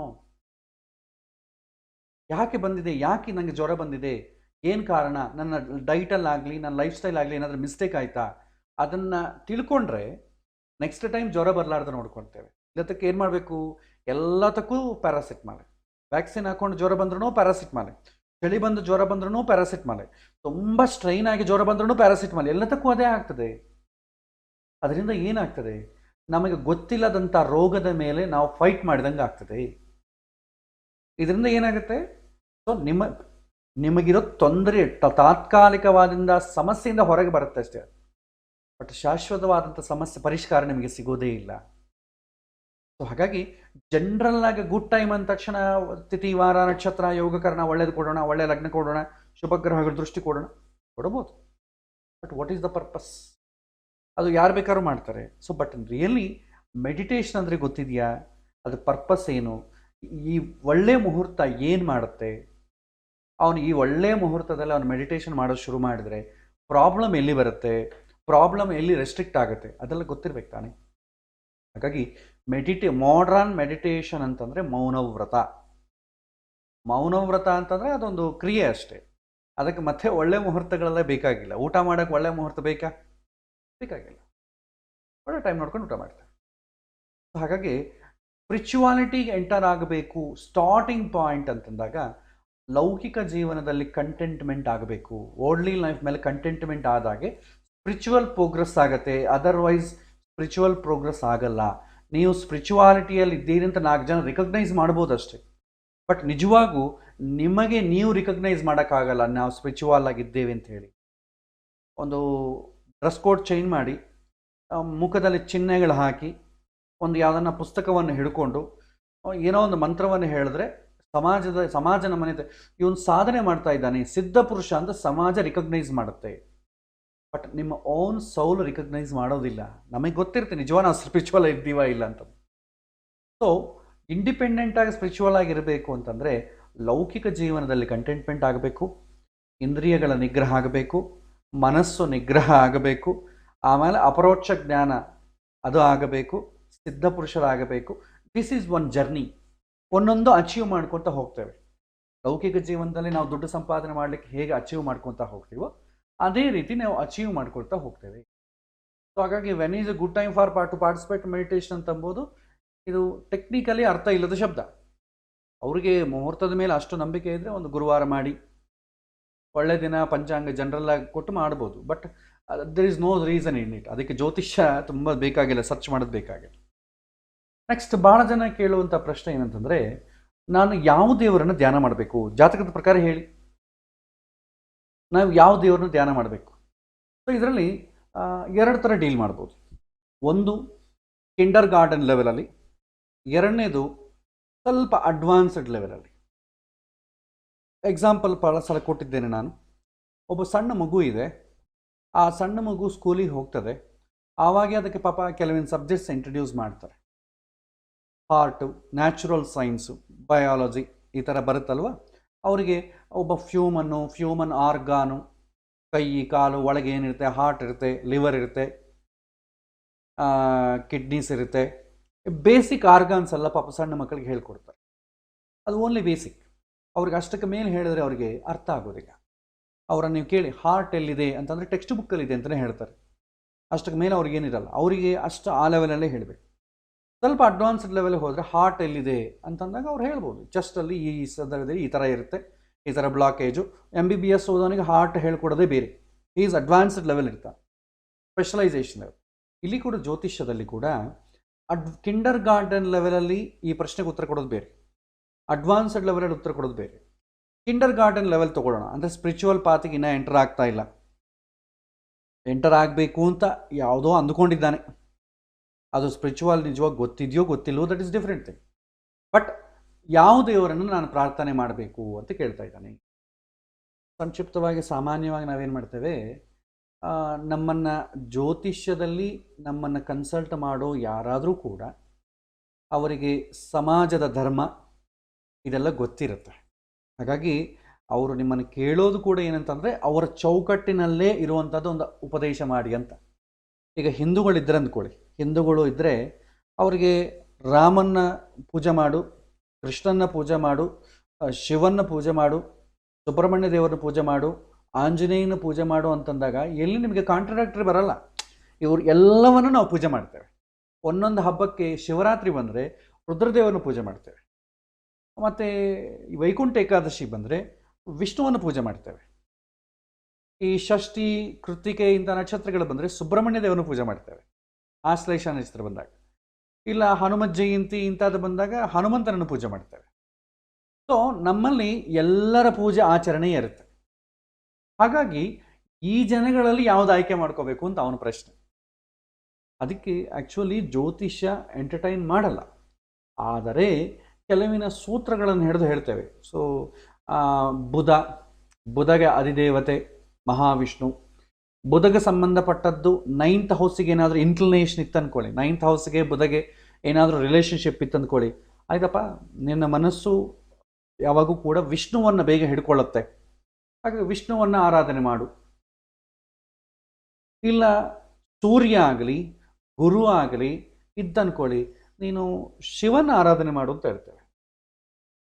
ಕುಜ ಇದ್ದನ್ಕೊಳ್ಳಿ ಭೂಮಿ ಪುತ್ರ, ಇಲ್ಲ ನೀನು ಸುಬ್ರಹ್ಮಣ್ಯನ ಆರಾಧನೆ ಮಾಡು, ನರಸಿಂಹದೇವ್ರನ್ನ ಆರಾಧನೆ ಮಾಡು ಅಂತ ಹೇಳ್ತೇವೆ. ಅಂದರೆ ಅವರ ಚೌಕಟ್ಟಿನಲ್ಲೇ ಹೇಳಬೇಕು, ಬೇರೆ ಹೇಳೋಂಗಿಲ್ಲ. ಅಥವಾ ಬೇರೆ ಶನಿ ಇತ್ತಂದ್ಕೊಳ್ಳಿ, ಸಣ್ಣ ಸಣ್ಣ ಗ್ರಾಮ ದೇವತೆಗಳು, ಸಣ್ಣ ಸಣ್ಣ ಡೆಮಿಗಾಡ್ಸ್ ಇತ್ತು, ಅದನ್ನು ಆರಾಧನೆ ಮಾಡು ಅಂತ ಹೇಳ್ತೇವೆ. ಬಟ್ ಇದು ಯಾವುದು ಹೇಳಿದ್ರು ಕೂಡ ಆ್ಯಕ್ಚುಯಲ್ ಸೋರ್ಸಿಗೆ ಭಿನ್ನವಾಗೇ ಇರುತ್ತೆ, ಅಗೇನೆಸ್ಟಾಗೇ ಇರುತ್ತೆ. ಯಾಕಂದರೆ ಭಗವದ್ಗೀತೆ ಸ್ವಲ್ಪ ಡೀಪಾಗಿ ಹೋದಾಗ ದೇವರು ಒಬ್ಬನೇ, ದೇವತೆಗಳ ಹಲವಾರು, ದೇವರು ಒಬ್ಬನೇ ಅಂತ ಹೇಳುತ್ತೆ. ಬಟ್ ಕಿಂಡರ್ ಗಾರ್ಡನ್ ಲೆವೆಲಲ್ಲಿ ಇಷ್ಟೆಲ್ಲ ಅರ್ಥ ಆಗೋದಿಲ್ವಲ್ಲ. ಸೊ ಅವಾಗ ಏನು ಹೇಳ್ತೇವೆ, 9th ಹೌಸಿಗೆ ಯಾವ ಗ್ರಹದ ಇನ್ಕ್ಲಿನೇಷನ್ ಜಾಸ್ತಿ ಇದೆ ನೋಡಿ, ಅದಕ್ಕೆ ಸಂಬಂಧಪಟ್ಟದ್ದು ಅವ್ರ ಚೌಕಟ್ಟಿನಲ್ಲಿ ಹೇಳಿ. ಈಗ ಬೇರೆ ಯಾರೋ ಬರ್ತಾನೆ, ಒಬ್ಬ ಜೈನರು ಬರ್ತಾನೆ, ನೀನು ವಿಷ್ಣುವನ್ನು ಪೂಜೆ ಮಾಡು ಅಂದರೆ ಅವ್ರ ಚೌಕಟ್ಟಿನಲ್ಲಿ ಇಲ್ಲ. ಆ್ಯಕ್ಚುಲಿ ನಾವು ಹೇಳಿದ್ವಿ ಅಂದ್ಕೊಳ್ಳಿ, ಅವನು ಏನೋ ಫಲಕ್ಕೋಸ್ಕರವೋ ಯಾವುದೋ ಒಂದು ವಂಚನೆಗೋಸ್ಕರ ಮಾಡ್ತಾನೆ. ಅವರ ಸಮಾಜಕ್ಕೆ ಭಿನ್ನವಾಗಿ ವರ್ತನೆ ಮಾಡೋದ್ರಿಂದ ಅವನು ತೊಂದರೆಗೆ ಫೇಸ್ ಮಾಡ್ತಾನೆ. ಒಬ್ಬ ಮುಸ್ಲಮಾನ ಬರ್ತಾನೆ, ನನ್ನ ಸ್ಪಿರಿಚುವಲ್ ಪ್ರೋಗ್ರೆಸ್ ಹೇಳ್ರಿ ಯಾವ ದೇವರನ್ನು ಪೂಜೆ ಮಾಡಬೇಕು ಅಂದಾಗ ಅವನು ಪೂಜೆ ಮಾಡೋ ದೇವರುಗಳನ್ನ ಹೇಳಬೇಕು. ನಮಗೆ ಗೊತ್ತಿದೆಯಾ? ಗೊತ್ತಿಲ್ಲ. ಸೊ ಹಾಗಾಗಿ ನೀವು ವಿಷ್ಣುವನ್ನು ಪೂಜೆ ಮಾಡಬೇಕು ಅಂತ ಹೇಳ್ತೇವೆ. ದಟ್ ಈಸ್ ತುಂಬ ಕಷ್ಟ. ಎಷ್ಟೋ ಜನ ಮುಸ್ಲಿಮರು ಬರ್ತಾರೆ, ಪಾಪ ಈ ಥರ ಆಗಿದೆ, ಏನು ಮಾಡಬೇಕು ಹೇಳಿ ಅಂದರೆ ರೆಮಿಡೀಸ್ ಏನು ಕೊಡಬೇಕು? ನೀನು ವಿಷ್ಣುವನ್ನು ಪೂಜೆಗೆ ಹೋಗಿ ಚೆನ್ನಾಗಿ ಸುತ್ತು ಅಂತ ಹೇಳಬೇಕು. ಅವನಿಗೆ ನಂಬಿಕೆ ಇರಲ್ಲ. ಒಂದು ವೇಳೆ ಇದ್ರೂ ಕೂಡ ಅವ್ರ ಸಮಾಜ ಏನನ್ನತ್ತೋ ಅಂತಂಬ ಭಯ, ಇದರ ಬಹಳ ಇರ್ತದೆ. ಇದಕ್ಕೆ ಇಷ್ಟು ಕನ್ಫ್ಯೂಷನ್ಗೆ ಜ್ಯೋತಿಷ್ಯ ಒಳಗೆ ಮಾಡಬಾರ್ದು. ಜ್ಯೋತಿಷ್ಯ ಯಾವಾಗ ಕೂಡ ತೃಪ್ತಿ ಕೊಡಬೇಕು, ಅದು ಇನ್ನಿಷ್ಟು ಅವರಲ್ಲಿ ಅತೃಪ್ತಿ ಬೆಳೆಸಬಾರ್ದು. ಸೊ ಹಾಗಾಗಿ ದಿಸ್ ಈಸ್ ಕಷ್ಟ, ಇದು ಕಷ್ಟ. ಆದರೆ ಮನಸ್ಸಮಾಧಾನಕ್ಕೋಸ್ಕರ ಅವನು ಪೂಜೆ ಮಾಡುವಂಥ ದೇವತೆಗಳಲ್ಲೇ ಅವನಿಗೊಂದು ಆಯ್ಕೆ ಮಾಡಿಕೊಡ್ತೇವೆ. ಪ್ಲಾಸಿಬೋ ಎಫೆಕ್ಟ್ ಅನ್ಬೋದು, ವಿಶ್ವಾಸ ಅನ್ಬೋದು, ಯಾವುದೋ ಒಂದು ಶ್ರದ್ಧೆಯಿಂದ ಪೂಜೆ ಮಾಡ್ತಾನೆ. ಆಕಾಶಾತ್ ಪರ್ತಂತೋಯಂ ಯಥಾಗಚ್ಚತಿ ಸಾಗರಂ ಸರ್ವದೇವ ನಮಸ್ಕಾರಂ ಕೇಶವಂ ಪ್ರತಿಗಚ್ಚತಿ. ಯಾವುದೇ ದೇವರನ್ನ ಪೂಜೆ ಮಾಡಿದ್ರೂ ಭಗವಂತನಿಗೆ ಸೇರುತ್ತೆ. ಭಗವಂತ ಅಂತಂಬೋ ಕಡೆ ಯಾರು ಬೇಕಾದ್ರೆ ಯಾರ ಹೆಸರುಗಳು ಬೇಕಾದ್ರೆ ಇಟ್ಕೊಡಿ. ಸ್ವಲ್ಪ ಅಡ್ವಾನ್ಸ್ಡ್ ಲೆವೆಲ್ ಥಿಂಕ್ ಮಾಡಿದರೆ, ಸ್ವಲ್ಪ ಭಗವದ್ಗೀತೆ ಅದು ಇದು ತಿಳ್ಕೊಂಡು ಸ್ವಲ್ಪ ಡೀಪ್, ಸ್ವಲ್ಪ ಬ್ರಾಡಾಗಿ ಥಿಂಕ್ ಮಾಡಿದರೆ, ಈಗ ನಮಗೆಲ್ಲರಿಗೂ ಹೆಸರಿದ್ರೆ, ನಮಗೆಲ್ಲರಿಗೂ ದೇವರ ಹೆಸರು ಇಟ್ಟಿರ್ತಾರೆ. ರಾಘವೇಂದ್ರ ಅಂತ ಇಟ್ಟಿರ್ತಾರೆ, ವಿಷ್ಣು ಅಂತ ಇಟ್ಟಿರ್ತಾರೆ, ಕೃಷ್ಣಪ್ಪ ಅಂತ ಇಟ್ಟಿರ್ತಾರೆ, ಲಕ್ಷ್ಮಿ ಅಂತ ಇಟ್ಟಿರ್ತಾರೆ. ಇದೆಲ್ಲ ಕೂಡ ನಮಗೆ ಹೆಸರುಗಳು ಯಾಕೆ ಅಂತಂದರೆ ಮನುಷ್ಯನನ್ನು ರಿಕಗ್ನೈಸ್ ಮಾಡಲಿಕ್ಕೆ. ಯಾಕೆಂತಂದರೆ ಪ್ರತಿಯೊಬ್ಬನು ಯುನೀಕಾಗಿ ಇರೋ ಹೆಸರು ಬೇಕು. ಯಾಕಂದರೆ ಒಂದೇ ಹೆಸರು ರಾಘವೇಂದ್ರ ಅಂತ ತಂದ್ಕೊಳ್ಳಿ, ಯಾವ ರಾಘವೇಂದ್ರ ಅಂತ ಕೇಳ್ತಾರೆ. ಅವಾಗ ನಾವೇನು ಹೇಳಬೇಕು? ಅವನ ಊರ ಹೆಸರು ಹೇಳಬೇಕು. ಬೆಂಗಳೂರು ರಾಘವೇಂದ್ರ, ಮಂತ್ರಾಲಯ ರಾಘವೇಂದ್ರ, ಅಥವಾ ಅವನ ಅಡ್ಡ ಹೆಸರು, ಅವನು ಮಾಡೋ ಆ್ಯಕ್ಟಿವಿಟಿ ಹೇಳಬೇಕು. ಅವನು ಫೋಟೋಗ್ರಾಫರ್ ರಾಘವೇಂದ್ರ ಅಂತ ಅಂದ್ಕೊಳ್ಳಿ, ಅವಾಗ ಅವ್ನಿಗೇನಾಗುತ್ತೆ, ಯುನೀಕಾಗಿ ಯಾರೋ ಒಬ್ಬನಿಗೆ ಗೊತ್ತಾಗ್ತದೆ. ಹಾಗೇನು ಮಾಡ್ತೇವೆ, ನಮ್ಮ ಹೆಸರು ಅಥವಾ ಸರ್ನೇಮು ಅಥವಾ ಅವನು ಮಾಡೋ ಆ್ಯಕ್ಟಿವಿಟಿ ಇದೆಲ್ಲ ಹೆಸರಿಗೆ ಇಡ್ತೇವೆ. ಯಾಕೆ ಅಂತಂದರೆ ರಿಕಗ್ನೈಸ್ ಮಾಡಲಿಕ್ಕೆ ಅಷ್ಟೇ. ನಾರಾಯಣ ಅಂತ ಇಟ್ಕೊಂಡೇವೆ ಅಂದ್ಕೊಳ್ಳಿ, that is a name actually to recognise him. ಆದರೆ ಭಗವಂತನಿಗೆ ಆ ಥರ ರಿಕಗ್ನೈಸೇಷನ್ಗೋಸ್ಕರ ಹೆಸರಿಟ್ಟಿದ್ದಲ್ಲ. ವಿಷ್ಣು ಆಗಲಿ, ಶಿವ ಆಗಲಿ, ರುದ್ರ ಆಗಲಿ, ಇದೆಲ್ಲ ಕೂಡ ರಿಕಗ್ನೈಸ್ ಮಾಡಲಿಕ್ಕೆ, ಈ ದೇವರು ಅಂತ ರಿಕಗ್ನೈಸ್ ಮಾಡೋಕ್ಕಿಟ್ಟ ಹೆಸರುಗಳಲ್ಲ ಅದು. ಒಂದು ವೇಳೆ ಇಡಬೇಕಾದ್ರೆ ಯಾರು ಇಡಬೇಕು? ತಂದೆ ಇಡಬೇಕು. ಅವರಿಗೆಲ್ಲ ತಂದೆ ತಾಯಿ ಯಾರಿದ್ದಾರೆ? ಮಹಾವಿಷ್ಣುವಿಗೆ ತಂದೆ ತಾಯಿ ಯಾರಿದ್ದಾರೆ? ಇಲ್ವಲ್ಲ. ನಾವೇ ಅವರಿಗೆ ಹೆಸರುಗಳಿಟ್ಟಿದ್ದೇವೆ. ಯಾವ ಕ್ರೈಟೀರಿಯಾ ಮೇಲೆ? ಅವ್ರ ಗುಣಗಳ ಮೇಲೆ. ವಿಷ್ಣು ಅಂತಂದು ಅಂದ್ಕೊಳ್ಳಿ, ಆಮ್ನಿ ಪ್ರೆಸೆಂಟ್ ಅಂತ ಅರ್ಥ. ಸಂಸ್ಕೃತದಲ್ಲಿ ಅಮರಕೋಶದಲ್ಲಿ ವಿಷ್ಣು ಅಂತಂಬೋ ಶಬ್ದಕ್ಕೆ ನೋಡಿ, ಆಮ್ನಿ ಪ್ರೆಸೆಂಟ್, ಎಲ್ಲ ಕಡೆ ಇರುವವನು. ಆ ಒಂದು ಗುಣಕ್ಕೆ ವಿಷ್ಣು ಅಂತ ಹೆಸರು. ಮಾಸ್, ಇನ್ನೊಂದು ಕಡೆ ಮಾಸ್ ಅಂದ್ರೂ ಕೂಡ ವಿಷ್ಣು ಅಂತ ಬರುತ್ತೆ. ಹೀಗೆ ಗುಣಗಳ ಮೇಲೆ ಹೆಸರಿಡ್ತೇವೆ.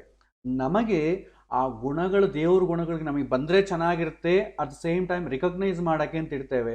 ನಮಗೆ ಆ ಗುಣಗಳು ಯಾವುದೂ ಇರಲ್ಲ, ಹೆಸರು ಮಾತ್ರ ಇರುತ್ತೆ ಅಷ್ಟೆ. ಆದರೆ ಇಲ್ಲಿ ಏನಾಗುತ್ತೆ, ವಿಷ್ಣು ಅಂತ ಹೆಸರಿಡ್ತೇವೆ. ಯಾಕೆ ಅಂತಂದರೆ ರಿಕಗ್ನೈಸ್ ಮಾಡಲಿಕ್ಕಲ್ಲ, ಅದು ಗುಣಕ್ಕೋಸ್ಕರ. ನಾರಾಯಣ, ಯಾವ ದೋಷವೂ ಇಲ್ಲದವನು. ಮತ್ತೆ ಏನು ಮಾಡ್ತೇವೆ? ಸತ್ಯನಾರಾಯಣ ಅಂತ ಕರಿತೇವೆ. ಯಾವ ದೋಷ ಇಲ್ಲದವನು ಅಂತಂಬೋದೇ ದೊಡ್ಡ ಗುಣ. ಮತ್ತೆ ಸತ್ಯನಾರಾಯಣ ಅಂತಂದರೆ ಏನು? ಅಸತ್ಯನಾರಾಯಣ ಅಂತ ಇಲ್ವಲ್ಲ.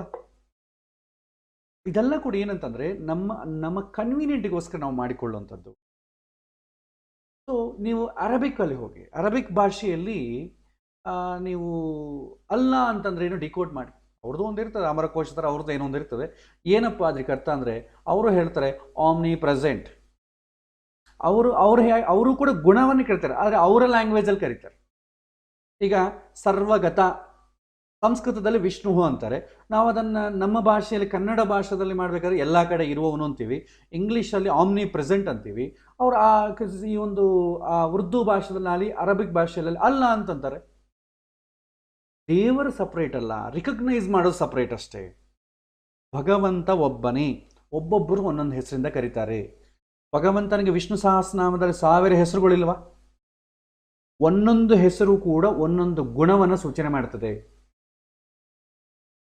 ಹೈಯೆಸ್ಟ್ ಪ್ರಯೋಜನ ವಿಷ್ಣು ಸಹಸ್ರನಾಮ ಓದೋದ್ರಿಂದ ಏನಂದರೆ, ಭಗವಂತನ ಅಷ್ಟು ಗುಣಗಳು ನಮಗೆ ಗೊತ್ತಾಗ್ತದೆ, ಅವನ ಹಿರಿಮೆ ಗೊತ್ತಾಗ್ತದೆ. ಲೀಸ್ಟ್ ಪ್ರಯೋಜನ ಏನಂತಂದರೆ, ನೆಕ್ಸ್ಟ್ ಜನ್ರೇಷನ್ಗೆ ವಿಷ್ಣು ಸಹಸ್ರನಾಮವನ್ನು ಫಾರ್ವರ್ಡ್ ಮಾಡ್ತೇವೆ. ನಾವು ಹೇಗೂ ಅದನ್ನು ತಿಳ್ಕೊಳ್ಳೋ ಪ್ರಯತ್ನ ಮಾಡಲ್ಲ. ಅಟ್ಲೀಸ್ಟ್ ನೆಕ್ಸ್ಟ್ ಜನ್ರೇಷನಲ್ಲಿ ಏನಾದರೂ ಅದನ್ನು ಇದ್ರ ಬಗ್ಗೆ ತಿಳ್ಕೊಳ್ಳೋ ಆಲೋಚನೆ ಬರ್ಬೋದೇನೋ, ಅವರಿಗೋಸ್ಕರ ಪ್ರಿಸರ್ವ್ ಮಾಡಲಿಕ್ಕೋಸ್ಕರ ಬೈ ಹಾರ್ಟ್ ಮಾಡೋದು, ಪಾರಾಯಣ ಮಾಡೋದು, ಇದೆಲ್ಲ ಮಾಡ್ತೇವೆ. ಅದಕ್ಕೆ ನಮಗೆ ಪುಣ್ಯ ಬರುತ್ತೆ. ಯಾವಾಗ ನೆಕ್ಸ್ಟ್ ಜನ್ರೇಷನ್ಗೆ ನಾವು ಅದನ್ನು ಪ್ರಿಸರ್ವ್ ಮಾಡಿ ಅವರು ಕೊಟ್ಟಿದ್ದಕ್ಕಾಗಿ ನಮಗೆ ಪುಣ್ಯ ಬರುತ್ತೆ. ಈಗ ತಂದೆ ವಿಷ್ಣು ಸಹಸ್ರನಾಮ ಹೇಳ್ತಾ ಇದ್ರೆ ಮಗನಿಗೆ ಬರುತ್ತೆ, ತಂದೆ ಬಿಟ್ಬಿಟ್ಟು ಅಂದರೆ ಮಗನಿಗೆ ಎಲ್ಲಿಂದ ಬರಬೇಕು? ಸೊ ಹಾಗಾಗಿ ನಮ್ಮಲ್ಲಿ ಕೆಲವಿಂದ ಇನ್ನೂ ಉಳ್ಕೊಂಡಿದೆ. ಯಾಕೆ ಅಂತಂದರೆ, ಅಟ್ಲೀಸ್ಟ್ ನೆಕ್ಸ್ಟ್ ಜನ್ರೇಷನ್ಗಾರ ಕೊಡ್ರಪ್ಪ ಅಂತ ಹೇಳಿ, ಅದನ್ನು ಹೇಳಿದ್ರೆ ನಿಮಗೆ ಪುಣ್ಯ ಬರುತ್ತೆ ಅಂತ ಹೇಳಿ ನಮ್ಮವ್ರು ಇನ್ನೂ ಸ್ವಲ್ಪ ಎನ್ಕರೇಜ್ ಮಾಡಿ ಕಳಿಸ್ತಾ ಇದ್ದಾರೆ. ಸೊ ಎಲಿವೇಟೆಡ್ ಸ್ಟೇಜಲ್ಲಿ ನೋಡ್ರಿ, ದೇವರು ಒಬ್ಬನೇ. ಯಾರು ಯಾವ ಹೆಸರು ಬೇಕಾದ್ರೆ ಇಟ್ಕೊಳ್ಳಿ, ಭಗವಂತ ಅಂತಂಬುದು ಯಾರು? ಯಾಕಂದರೆ ಎಲ್ಲ ಕಡೆ ಇರೋನು ಯಾರು? ಒಬ್ಬನೇ ತಾನೇ. ಶಂಕರಾಚಾರ್ಯರ ಮುಂಚೆ ಜೈನ ಸಿದ್ಧಾಂತ ಇತ್ತು. ಅವರು ಆತ್ಮಗಳು, ಎಲ್ಲ ಆತ್ಮಗಳು ಕೂಡ ಸರ್ವಗತ ಅಂತ ಹೇಳಿದ್ರು, ಆಮ್ನಿ ಪ್ರೆಸೆಂಟ್.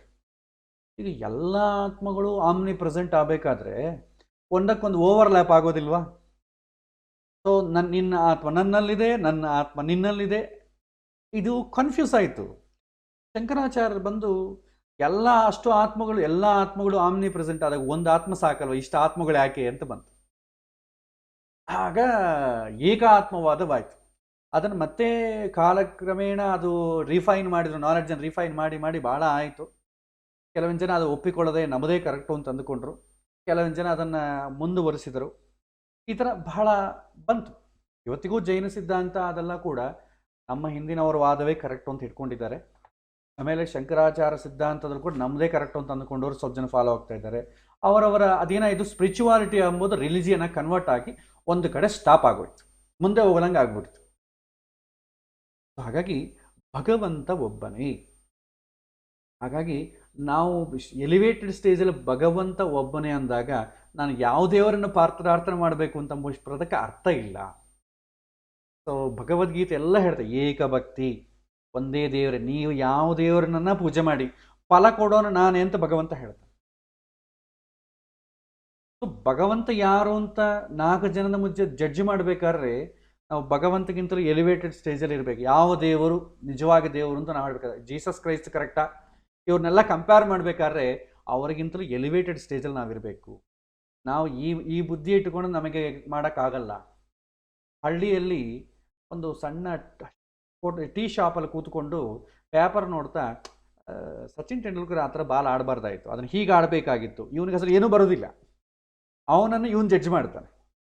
ಅದು ಆಡಬೇಕಾದ್ರೆ ಎಷ್ಟು ಇದು ಬೇಕು, ಎಷ್ಟು ಎಕ್ಸ್ಪೀರಿಯನ್ಸ್ ಬೇಕು, ಏನೂ ಗೊತ್ತಿಲ್ಲ. ರಾಜಕೀಯದ ಮೇಲೆ ಕಮೆಂಟ್ ಮಾಡ್ತಾರೆ, ಸೋನಿಯಾ ಗಾಂಧಿ ಹಂಗೆ ಮಾಡಬಾರ್ದಾಯ್ತಪ್ಪ, ಹೀಗೆ ಮಾಡಬೇಕಾಯ್ತು, ಅದ್ಯಾಕೆ ಹಂಗೆ ಮಾಡಿರೋ ಏನು, ನನ್ನ ಕೇಳಿದ್ರೆ ನಾನು ಹೇಳ್ತಿದ್ದೆ. ಸೊ ಈ ಥರ ಹೇಳ್ತಿರ್ತಾರೆ. ಸೊ ಈ ಥರ ವಾದನೆ ಆಗ್ತದೆ ಅಷ್ಟೇ. ನಮ್ಮದು ಏನೂ ಗೊತ್ತಿಲ್ಲದವನು ಗೊತ್ತಿದ್ದವರನ್ನು ಜಡ್ಜ್ ಮಾಡೋದಾಗ್ತದೆ. ಇದು ಮೂರ್ಖತ್ವ. ಈಗ ಯಾರು ದೇವರು, ಯಾರು ಪರ್ಫೆಕ್ಟು, ಯಾರು ಸುಪೀರಿಯರು, ಯಾರು ಇನ್ಫೀರಿಯರ್ ಎಂಬ ಜಡ್ಜ್ಮೆಂಟ್ ಇವತ್ತಿಗೆ ಬೇಡ. ಅದು ಸ್ಪಿರಿಚುವಾಲಿಟಿ ಹೋಗ್ತಾ ಹೋಗ್ತಾ ಹೋಗ್ತಾ ಇದ್ದರೆ ಅದು ಅನುಭವಪೂರ್ವಕವಾಗಿ ನಮಗೆ ಅರ್ಥ ಆಗ್ತದೆ. ಈಗ ಚರ್ಚೆ ಮಾಡ್ಕೊಳ್ಳೋ ಅವಶ್ಯಕತೆ ಇಲ್ಲ ಯಾರು ದೇವರು ಅಂತ. ಆದರೆ ದೇವರು ಒಬ್ಬನೇ ಅಂತ ತಿಳ್ಕೊಂಡ್ರೆ ಸಾಕು. ಅದು ಯಾರು ಅಂತಂಬೋದು ಈಗ ನಮಗೆ ಈ ಸ್ಟೇಜಲ್ಲಿ ಬೇಕಿಲ್ಲ. ಅದು ದೊಡ್ಡ ಕಾಂಟ್ರವರ್ಸಿ. ಯಾಕೆಂದರೆ ಸ್ಪಿರಿಚುವಾಲಿಟಿ ಅಂತಂಬೋದು ರಿಲಿಜಿಯನ್ಗೆ ಸೇರಿಬಿಟ್ಟಿದೆ. ಈಗ ಎಲ್ಲರೂ ಏನು ಮಾಡ್ತಾರೆ, ನಮ್ಮ ದೇವರೇ ಗ್ರೇಟು, ನಮ್ಮ ದೇವರೇ ಗ್ರೇಟು, ನಮ್ಮ ದೇವರೇ ಆಮ್ನಿ ಪ್ರೆಸೆಂಟ್ ಅಂತ ಹೇಳ್ಕೊಡ್ತಾರೆ. ಎಲ್ಲ ದೇವರುಗಳು ಆಮ್ನಿ ಪ್ರೆಸೆಂಟ್ ಆದರೆ ಒಬ್ಬನೇ ಎಲ್ಲ ಕಡೆ ಯಾಕಿರಬೇಕು? ಮತ್ತೆ ಜೈನ ಸಿದ್ಧಾಂತಕ್ಕೆ ಬರ್ತೇವೆ ನಾವು. ನೈಯಾಯಿಕರು ಹಂಗೆ ಹೇಳ್ತಾರೆ, ಎಲ್ಲರೂ ಆಮ್ನಿ ಪ್ರೆಸೆಂಟ್, ಎಲ್ಲರೂ ಆಮ್ನಿ ಪ್ರೆಸೆಂಟರ್, ಒಬ್ಬನು ಸಾಕಲ್ವಾ? ಶಂಕರಾಚಾರ್ಯ ಅದೇ ಹೇಳ್ತಾರೆ, ಒಂದು ಆತ್ಮ ಸಾಕು, ಎಲ್ಲ ಆತ್ಮಗಳು ಯಾಕೆ? ಓವರ್ಲ್ಯಾಪ್ ಆಗ್ತದಲ್ಲ, ಕಷ್ಟ. ಎಲ್ಲರೂ ಎಲ್ಲ ಕಡೆ ಹೆಂಗೆ ಸಾಧ್ಯ? ಯಾರೋ ಒಬ್ಬನೇ ಎಲ್ಲ ಕಡೆ ಇರಬಲ್ಲ. ಸೊ ಈ ಥರ ವಾದಗಳು ಬರ್ತದೆ. ಇದಕ್ಕೆ ಮತ್ತೆ ನಾವು ಸ್ವಲ್ಪ ಫಿಲಾಸಫಿ ಹೋಗಬೇಕಾಗತ್ತೆ. ಆದರೆ ಜ್ಯೋತಿಷ್ಯನನ್ನು ಯಾರಾದರೂ ಕೇಳಿದರೆ ಅವರು ಪೂಜೆ ಮಾಡುವ, ಯಾಕಂದರೆ ಅವನಿಗೆ ಇಷ್ಟೆಲ್ಲ ಸ್ಪಿರಿಚುವಲ್ ಪಾತಿಗೆ ಗೊತ್ತಿರಲ್ಲ ಪಾಪ ಅವನಿಗೆ. ಅದಕ್ಕೆ ಏನು ಮಾಡ್ತೇವೆ, ಅವನು ಆರಾಧನೆ ಮಾಡೋ ದೇವತೆಗಳಿಗೆ ಆ ಗ್ರಹಗಳನ್ನು ಹೊಂದಾಣಿಕೆ ಮಾಡಿ ಉತ್ತರ ಕೊಡಬೇಕಾಗತ್ತೆ. Otherwise it is difficult. Next question, last question, when do I get ಮೋಕ್ಷ? ಇದಕ್ಕೆ ಜ್ಯೋತಿಷ್ಯದಲ್ಲಿ ಬಹಳ ವಾದನೆಗಳಿದೆ. ಮೋಕ್ಷ ಸ್ಥಾನ ಅಂತಂದರೆ ದ್ವಾದಶ ಸ್ಥಾನ, 12ನೇ ಮನೆ ಮೋಕ್ಷ ಸ್ಥಾನ. ಮತ್ತೆ ಮೋಕ್ಷಕಾರಕ ಯಾರು? ಕೇತು ಮೋಕ್ಷಕಾರಕ ಅಂದ್ಬಿಡ್ತೇವೆ. ಬಟ್ ಇಲ್ಲಿ ಮೋಕ್ಷ ಅಂತಂಬೋದು ಡಿಫೈನ್ ಮಾಡಿಕೊಳ್ಳೋದೇ ಸ್ವಲ್ಪ ಕಷ್ಟ. ಅದು ಸಂದರ್ಭಕ್ಕೆ ತಕ್ಕಂತೆ ಬದಲಾಗ್ಬಿಡ್ತದೆ ಮೋಕ್ಷ ಅಂತಂಬೋ ವರ್ಡು. ಹಿಂದೆ ಹಲವಾರು ಸಾರಿ ಹೇಳಿದಂಥ ಎಕ್ಸಾಂಪಲೇ, ನಾನು ಸೆಲ್ ಅಂತೇನೆ. ಸೆಲ್ ಅಂದರೆ ಏನು ಅಂತ ನಾವು ಉತ್ತರ ಕೇಳ್ತೇನೆ. ಒಬ್ಬೊಬ್ಬರು ಉತ್ತರ ಹೇಳ್ತಾರೆ. ಸೆಲ್ ಅಂದರೆ ಗೊತ್ತಿಲ್ವಾ? Cell phone ಅಂತಂತಾರೆ. ಸೆಲ್ ಅಂದರೆ ಗೊತ್ತಿಲ್ವಾ? ಡಾಕ್ಟರ್ ಹೇಳ್ತಾನೆ. ಸೆಲ್ ಅಂದರೆ ಗೊತ್ತಿಲ್ವಾ? ಬಾಡಿಲಿರೋ ಒಂದು ಕಣ, ರಕ್ತದ ಕಣ, ಅದನ್ನು ಸೆಲ್ ಅಂತೇವೆ. ನೀವು ಇನ್ನು ಬಿಸ್ನೆಸ್ಸಿಗೆ ಹೋಗಿ ಸೆಲ್ ಅಂದರೆ ಗೊತ್ತಿಲ್ವಾ? ಸೆಲ್ ಅಂದರೆ ಮಾರೋದ್ರಿ ಅಂತಾರೆ. ಒಬ್ಬ ನ್ಯಾಯಶಾಸ್ತ್ರವನ್ನು ಓದೋನು ಕೇಳಿ ಸೆಲ್ ಅಂದ್ರೆ ಕೂಡ ಗೊತ್ತಿಲ್ವಾ? ಕಾರಾಗೃಹ. ಸೈನ್ಸ್ ಸ್ಟೂಡೆಂಟ್ ಕೇಳಿ ಸೆಲ್ ಅಂದರೆ ಏನಿದೆ? ಒಂದು ಪವರನ್ನು ಸ್ಟೋರ್ ಮಾಡಿಕೊಳ್ಳುವಂಥ ಒಂದು ಸಣ್ಣ ಯಾವುದೋ ಒಂದು ಪೆಟ್ಟಿಗೆ ಥರ ಇರುವಂಥ ಒಂದು ಸಿಲಿಂಡರ್ ಶೇಪ್ ಥರ ಇರುವಂಥ ಒಂದು ಆಬ್ಜೆಕ್ಟ್, ಅದನ್ನು ಸೆಲ್ ಅಂತೇವೆ. ಈ ಥರ ಒಬ್ಬೊಬ್ಬರು ಒಂದೊಂದು ಹೇಳ್ತಾರೆ. ಯಾವ ಪ್ಲ್ಯಾಟ್ಫಾರ್ಮಲ್ಲಿ ನಾವು ಅದನ್ನು ಮಾಡ್ತೀವೋ ಅದನ್ನು ತಗೊಳ್ಬೇಕಾಗ್ತದೆ. ಇದು ಅಷ್ಟೇ. ಮೋಕ್ಷ ಅಂತಂದರೆ ಯಾವುದ್ರ ಬಗ್ಗೆ ಡಿಸ್ಕಸ್ ಮಾಡ್ತಿದ್ದಾನೆ? ಒಂದು ಹಳ್ಳಿಗೆ ಹೋಗಿದ್ದೇವೆ, ಒಬ್ಬನು ಹೇಳ್ತಾನೆ ಇದಕ್ಕೆ ಮೋಕ್ಷ, ಈ ರೋಡಿಗೆ ಮೋಕ್ಷ ಯಾವಾಗ ಬರ್ತೀಯೋ ಏನೋ ಗೊತ್ತಿಲ್ಲ. ರೋಡಿಗೆ ಮೋಕ್ಷ ಬರೋದಂದ್ರೆ ಅರ್ಥ ಏನು? ಈ ಸ್ಥಿತಿ, ಈ ಕಷ್ಟವಾದ ಸ್ಥಿತಿ ಹೋಗಿ ಒಳ್ಳೆ ರೋಡ್ ಯಾವಾಗ ಬರುತ್ತೆ ಅಂತ ಅರ್ಥ. ಈ ಕಷ್ಟಗಳಿಂದ ನನಗೆ ಮೋಕ್ಷ ಯಾವಾಗ ಅಂತಂದ್ರೆ ಅರ್ಥ ಏನು? ಕಷ್ಟಗಳು ಯಾವಾಗ ಹೋಗುತ್ತೆ ಅಂತ ಅರ್ಥ. ಮೋಕ್ಷ ಅಂತಂಬೋದು ನಾವು ಯಾವ ಸಂದರ್ಭದಲ್ಲಿ ಕೇಳ್ತಾ ಇದ್ದೀವೋ ಅದರ ಬಗ್ಗೆ ಮಾತಾಡಬೇಕಷ್ಟೆ. ಇನ್ ಕೇಸ್ ನಾವು ಸ್ಪಿರಿಚುವಾಲಿಟಿ ಬಗ್ಗೆ ಮಾತಾಡಿದ್ವಿ ಅಂದ್ಕೊಳ್ಳಿ, ಆವಾಗ ಮೋಕ್ಷ ಅಂದರೆ ಡಿಫ್ರೆಂಟ್. ಬಟ್ ಅದಕ್ಕೆ ಸಂಬಂಧಪಟ್ಟ ತಿಳ್ಕೊಳ್ಬೇಕಾದ್ರೆ ತುಂಬ ಎಲಿವೇಟ್ ಆಗಬೇಕಾಗತ್ತೆ. ಜನ್ಮರಾಹಿತ್ಯ ಅಂತ ಬರುತ್ತೆ. ಜನ್ಮರಾಹಿತ್ಯ, ಆನಂದ ಜ್ಞಾನಾನಂದನಾದಂಥ ಭಗವಂತನನ್ನು ಮಾನಸಿಕವಾಗಿ ನಮ್ಮ ಜ್ಞಾನ ಸ್ವರೂಪವಾದಂಥ ಕಣ್ಣುಗಳಿಂದ ನೋಡೋದೇ ಮೋಕ್ಷ ಅಂತಂತಾರೆ. ಭಗವಂತನನ್ನು ನೋಡೋದೇ ಮೋಕ್ಷ ಅಂತಾರೆ. ಭಗವಂತ ಮಾಂಸ ನೇತ್ರಗಳಿಗೆ ಕಾಣೋದಿಲ್ಲ, ಜ್ಞಾನಕ್ಕೆ ಕಾಣುತ್ತೆ. ನಮ್ಮಲ್ಲಿ ಜ್ಞಾನ ನೇತ್ರ ತೆಗೆದುಕೊಳ್ಬೇಕು, ಅದಕ್ಕೆ ಮೋಕ್ಷ ಅಂತೇವೆ. ಇದಕ್ಕೆಲ್ಲ ಹೋಗ್ಬೇಕಾದ್ರೆ ತುಂಬ ಎಲಿವೇಟೆಡ್ ಓದ್ಕೊಳ್ಬೇಕಾದ್ರೆ. ಸೊ ಈ ಸಣ್ಣ ವಿಚಾರದಲ್ಲಿ ಮೋಕ್ಷ ಅಂತ ಹೇಳಲಿಕ್ಕೆ ಆಗೋದಿಲ್ಲ. ಇದಕ್ಕೂ ನಾವು ಉತ್ತರ ಏನು ಕೊಡ್ತೇವೆ? ಅದನ್ನು ಮೋಕ್ಷ ಅಂತಂಬೋದನ್ನು ಬಿಡಿಸಬೇಕಾಗ್ತದೆ. ಸೊ ಮೋಕ್ಷ ಅಂತಂಬೋದು ಯಾವಾಗ ಬರುತ್ತೆ? ನಮಗೆ ನಮ್ಮ ಹಿರಿಯರು ಋಷಿಗಳೇನು ಹೇಳ್ತಾರೆ, ಮೋಕ್ಷಕ್ಕೆ ಬೇಕಂದರೆ ಭಗವಂತನ ಒಂದು ಸಂಕಲ್ಪ ಹೇಳ್ತಾರೆ. ಧರ್ಮಾರ್ಥ ಕಾಮ ಮೋಕ್ಷ ಚತುರ್ವಿಧ ಪುರುಷಾರ್ಥಸಿದ್ಧ್ಯರ್ಥಂ. ಭಗವಂತನ ಏನು ಕೇಳಬೇಕಂದ್ರೆ ಧರ್ಮ ಅರ್ಥ ಕಾಮ ಮೋಕ್ಷವನ್ನು ಕೇಳಬೇಕಪ್ಪ, ಇನ್ನೇನು ಕೇಳೋದು ಬೇಕಾಗಿಲ್ಲ, ನಿನಗೆ ಬೇಕಾದೆಲ್ಲ ಇದರ ಇನ್ಕ್ಲೂಡೆಡ್ ಅಂತ ಹೇಳ್ತಾರೆ. ಅಲ್ಲಿ ಮೋಕ್ಷ ಅಂತ ಅಂಬೋದು ವರ್ಡ್ ಬಂದಿದೆ. ಸೊ ಹೇಗೆ ಬರುತ್ತೆ? ಧರ್ಮದಿಂದ, ಧರ್ಮಾಚರಣೆ ಒಂದು, ಧರ್ಮ ಏನು ಅಂತ ತಿಳ್ಕೊಂಡ್ರೆ ಧರ್ಮದಿಂದ ಅರ್ಥ ಸಂಪಾದನೆ, ಧರ್ಮವನ್ನು ಫಾಲೋ ಆಗ್ತಾ ಅರ್ಥ ಸಂಪಾದನೆ ಮಾಡಿದರೆ, ಧರ್ಮವನ್ನು ಫಾಲೋ ಆಗ್ತಾ ಅರ್ಥವನ್ನು ಸಂಪಾದನೆ ಮಾಡಿ ಅದರಿಂದ ಕಾಮವನ್ನು ಭೋಗಿಸಿದರೆ ಮೋಕ್ಷ ಆಟೋಮೆಟಿಕಾಗಿ ಬರುತ್ತೆ. ಮೋಕ್ಷಕ್ಕೆ ಪ್ರಯತ್ನ ಇಲ್ಲ, ಸಪರೇಟಾಗಿ ಮೋಕ್ಷಕ್ಕೆ ಪ್ರಯತ್ನ ಮಾಡೋ ಅವಶ್ಯಕತೆ ಇಲ್ಲ. ಧರ್ಮ ಅರ್ಥ ಕಾಮ ಇದು ಮೂರನ್ನು ನೀವು ಕಂಟ್ರೋಲ್ ಮಾಡಿದರೆ ಮೋಕ್ಷ ಆಟೋಮೆಟಿಕಾಗಿ ಬರುತ್ತೆ.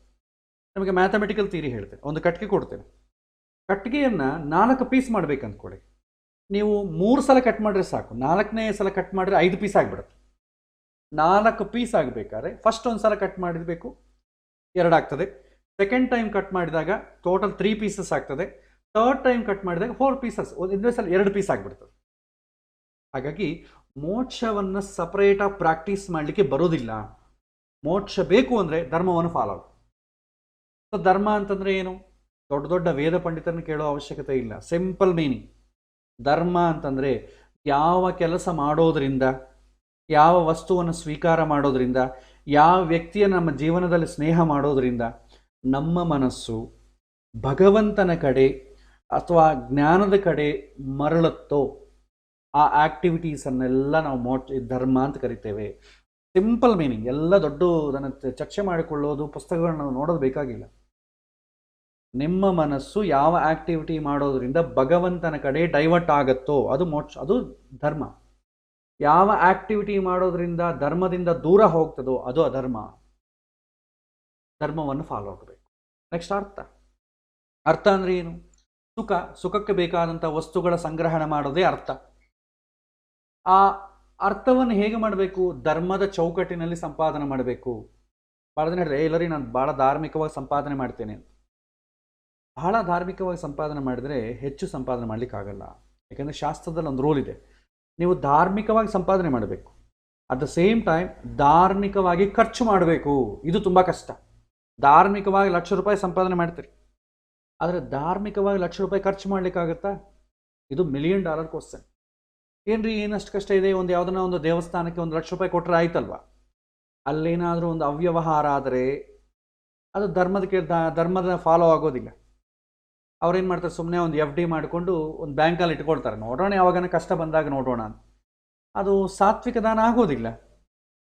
ಅದು ರೈಟ್ ಕಾಸಿಗೆ ಉಪಯೋಗ ಆಯ್ತಂದರೆ ಇಮಿಡಿಯೇಟ್ಲಿ ಅದು ಸಾತ್ವಿಕ ದಾನ ಅಂತ ಅಂದ್ಕೊಡುತ್ತೆ. ಒಬ್ಬನ ಪಾಪ ಊಟಕ್ಕೂ ಇಲ್ಲ ಒದ್ದಾಡ್ತಿದ್ದಾನೆ, ಮನೆಗೆ ತೊಗೊಂಡೆ ಅವನಿಗೆ ಊಟ ಕೊಟ್ರಿ, ಅವನು ಆ ಟೈಮಲ್ಲಿ ಊಟ ಮಾಡಿದ, ಸಂತೋಷ ಆಯ್ತು ಅವನಿಗೆ. ಅದನ್ನು ಊಟವನ್ನು ನಾಳೆಗೆ ಇಟ್ಕೊಳ್ಳಿಕ್ಕೆ ಆಗೋದಿಲ್ಲ, ಯಾಕಂದರೆ ಕೆಟ್ಟು ಹೋಗ್ತದೆ. ಆವಾಗೇ ತಿಂದುಬಿಡ್ತಾನೆ, ಕನ್ಸ್ಯೂಮ್ ಆಗಿಬಿಡ್ತದೆ. ಸೊ ಇಮಿಡಿಯೇಟ್ಲಿ ಕನ್ವರ್ಟ್ ಆಗ್ತದೆ. ಆದರೆ ಕೆಲವಿನ ದುಡ್ಡು ಕೆಲವಿನ ಜಾಸ್ತಿ ಕೊಡೋದ್ರಿಂದ ಇಮಿಡಿಯೇಟ್ಲಿ ಕನ್ಸ್ಯೂಮ್ ಮಾಡೋಕ್ಕಾಗೋದಿಲ್ಲ.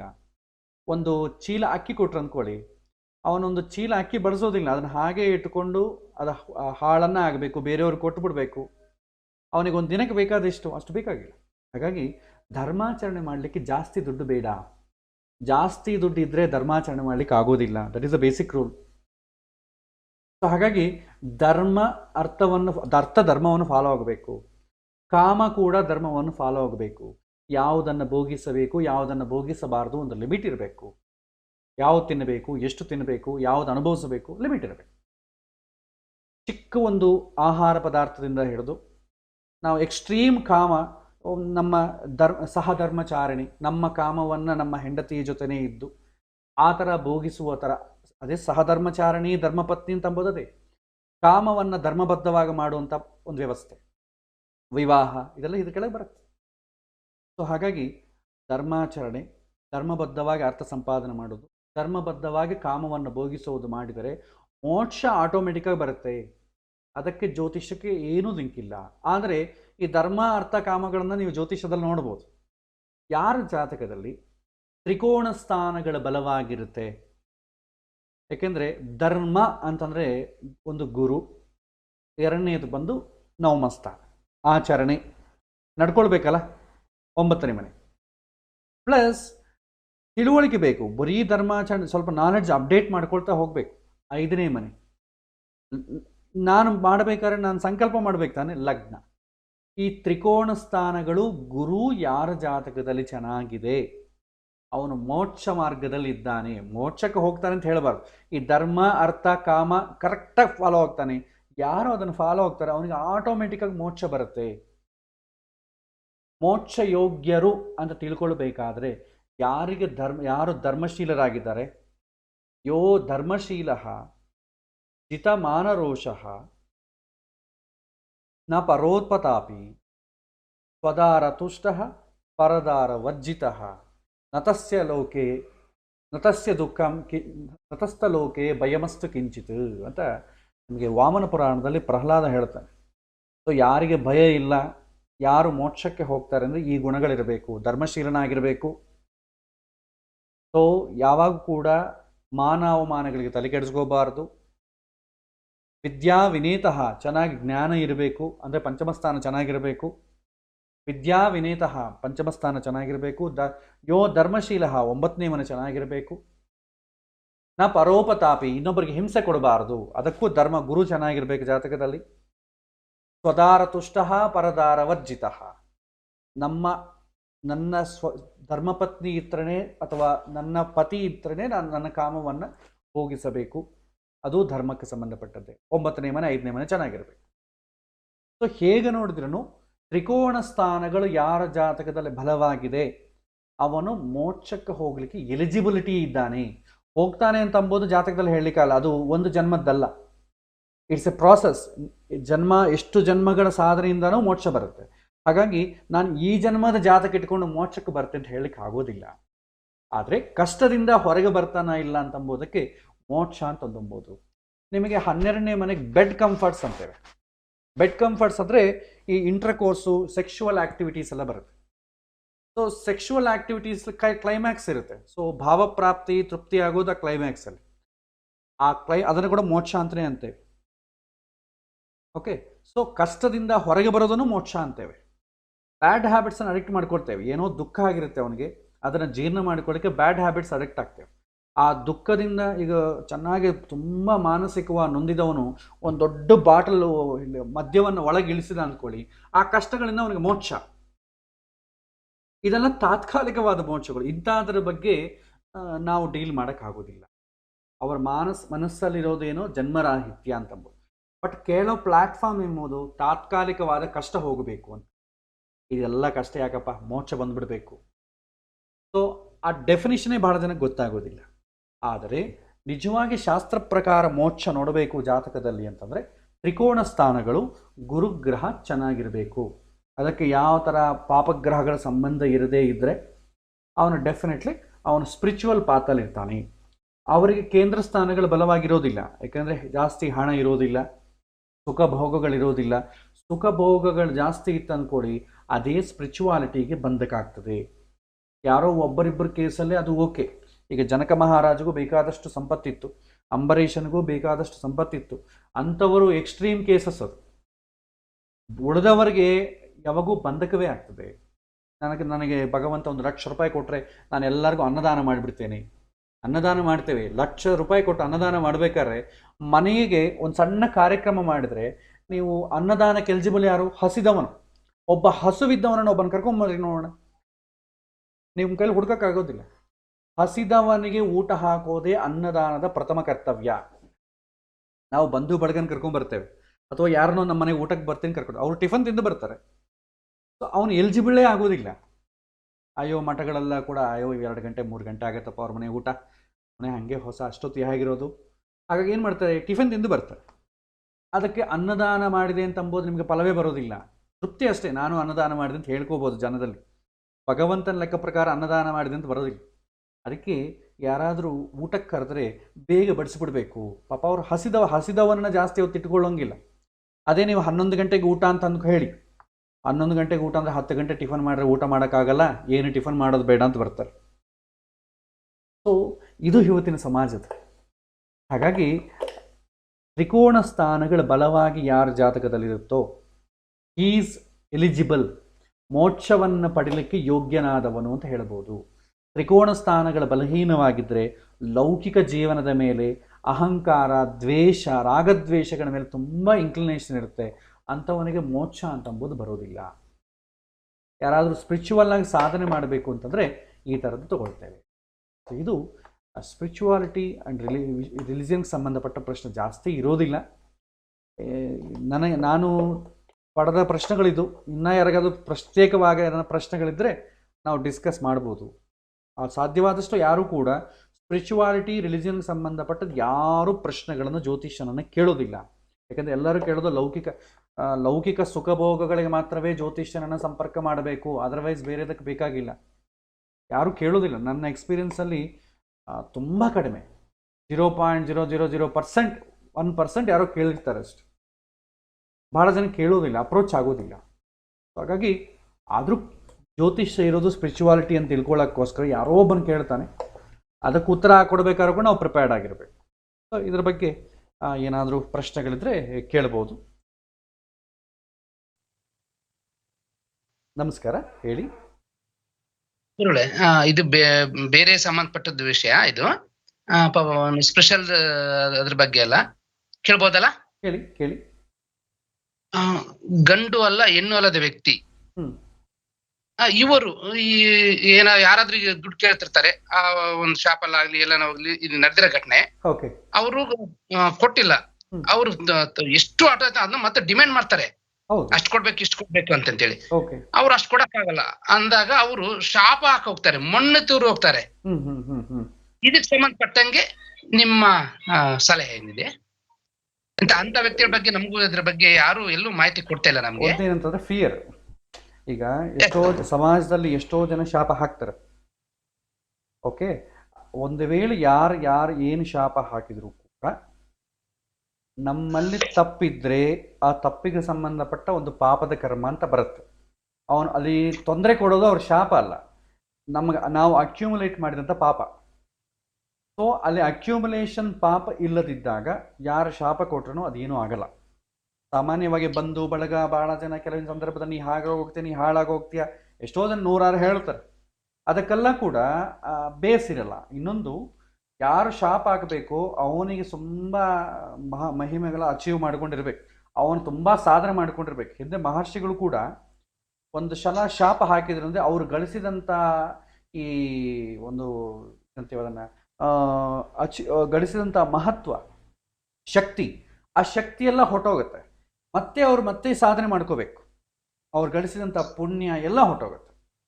ಸೊ ಅಂಥವರಿಗೆ ಕೂಡ ಸಾಧ್ಯ ಆಗಲಿಲ್ಲ, ಶಾಪ ಹಾಕ್ಬಿಟ್ರಂತಂದರೆ ಮತ್ತೆ ಹೋಗಿ ಫಸ್ಟಿಂದ ಅವರು ತಪಸ್ಸು ಮಾಡ್ಕೊಳ್ಬೇಕಾದ, ಅದನ್ನು ಆ ಶಕ್ತಿಯನ್ನು ಗಳಿಸ್ಬೇಕಾದ. ಸೊ ನೀವು ಹೇಳಿದ್ರಲ್ಲ ಈ ಥರ ಟ್ರಾನ್ಸ್ಜೆಂಡರ್ಸ್ ಏನಿದೆ ಅವ್ರಿಗೆ ಫಸ್ಟ್ ಅವ್ರು ಏನು ಅಚೀವ್ ಮಾಡ್ಕೊಂಡಿರ್ತಾರೆ ಪುಣ್ಯ ಅದು ಬೇಕು. ಸೊ ಅವ್ರು ಏನೋ ಅಚೀವ್ ಮಾಡ್ಕೊಂಡ್ರೋ ಪುಣ್ಯ ಏನೂ ಇರಲ್ಲ. ಯಾಕಂದರೆ ಸಮಾಜಕ್ಕೆ ಬೇಕಾದಂಥ ಒಳ್ಳೆ ಕಾರ್ಯಗಳು ಏನು ಮಾಡಿರ್ತಾರೆ ಅಂತ ನಾವು ಕನ್ಸಿಡರ್ ಮಾಡಿದ್ರೆ ಇವತ್ತಿನ ಕಾಲದಲ್ಲಿ ಏನೂ ಇಲ್ಲ. ಟ್ರಾನ್ಸ್ಜೆಂಡರ್ಸ್ ಅಲ್ಲ, ಮೇಲು ಫಿಮೇಲೆ ಏನು ಮಾಡ್ಕೊಳ್ಳೋದಿಲ್ಲ ಈಗಿನ ಕಾಲದಲ್ಲಿ. ಆ ಪ್ಲಾಟ್ಫಾರ್ಮ್ ಇವತ್ತಿನ ಕಾಲದಲ್ಲಿ ಇಲ್ಲ. ಸೊ ಹಾಗಾಗಿ ಫಸ್ಟ್ ಅವರಲ್ಲಿ ಶಕ್ತಿನೇ ಇಲ್ಲ. ಅದಕ್ಕೆ ಸಂಬಂಧಪಟ್ಟ ಶಕ್ತಿ ಇಲ್ಲದಾಗ ಶಾಪ ಕೊಟ್ರೆ ಏನಾಗ್ತದೆ? ಒನ್ಸ್ ಅಪಾನ್ ಎ ಟೈಮ್ ನಿಮಗೆ ಬ್ರಾಹ್ಮಣ ಬಾಯಿಯಲ್ಲಿ ಮತ್ತೆ ಕೈಯಲ್ಲಿ ಬೆಂಕಿ ಇರ್ತಾ ಇತ್ತು. ಬಾಯಿಂದ ಒಂದು ಮಾತು ಹೇಳಿದ್ರೆ ಬೆಂಕಿ ಇದ್ದಂತೆ ಅವರು. ಅದಕ್ಕೆ ಬ್ರಾಹ್ಮಣನಿಗೆ ಹೆದರ್ತಿದ್ರು ಆವಾಗಿನ ಕಾಲ. ಕೈ ಹಿಂಗೆ ಅಂದ ಅಂತಂದ್ರೆ, ನೀರು ಹಿಂಗೆ ಹಾಕಿದ ಅಂದ್ರೆ ಏನೋ ಒಂದು ಆಗೋಗ್ತಿತ್ತು. ಏನೋ ಅವನಷ್ಟು ತಪೋಶಕ್ತಿ ಇರ್ತಿತ್ತು ಅವರಲ್ಲಿ. ಅವರು ಕೂಡ ಸ್ವಲ್ಪ ರೂಲ್ಸ್ ಆ್ಯಂಡ್ ರೆಗ್ಯುಲೇಷನ್ಸ್ ಫಾಲೋ ಆಗ್ತಿದ್ರು. ಅಧಾರ್ಮಿಕವಾಗಿ ನಡ್ಕೊಂಡವರಿಗೆ ಆ ಥರ ಶಾಪ ಕೊಡ್ತಿದ್ರು. ಸುಮ್ಮನೆ ಎಲ್ಲ ಶಾಪ ಕೊಡ್ತಿದ್ದಿಲ್ಲ ಅವರು. ಅದರ ಕಾನ್ಸಿಕ್ವೆನ್ಸಸ್ ಅವರು ಅನುಭವಿಸ್ಬೇಕಾಗ್ತಿತ್ತು. ಸೊ ಹಾಗಾಗಿ ಆ ಸಮಯದಲ್ಲಿ ಬ್ರಾಹ್ಮಣ ತಿನ್ನಬಾರದು ತಿಂದು ಬಾಯಲ್ಲಿರುವಂಥ ಬೆಂಕಿ ಹೋಯಿತು. ಸ್ವೀಕಾರ ಮಾಡಿದ ಪದಾರ್ಥಗಳನ್ನು ದಾನ ಸ್ವೀಕಾರ ಮಾಡಿದ ಕೈಯಲ್ಲಿರುವಂಥ ಬೆಂಕಿ ಹೋಯಿತು.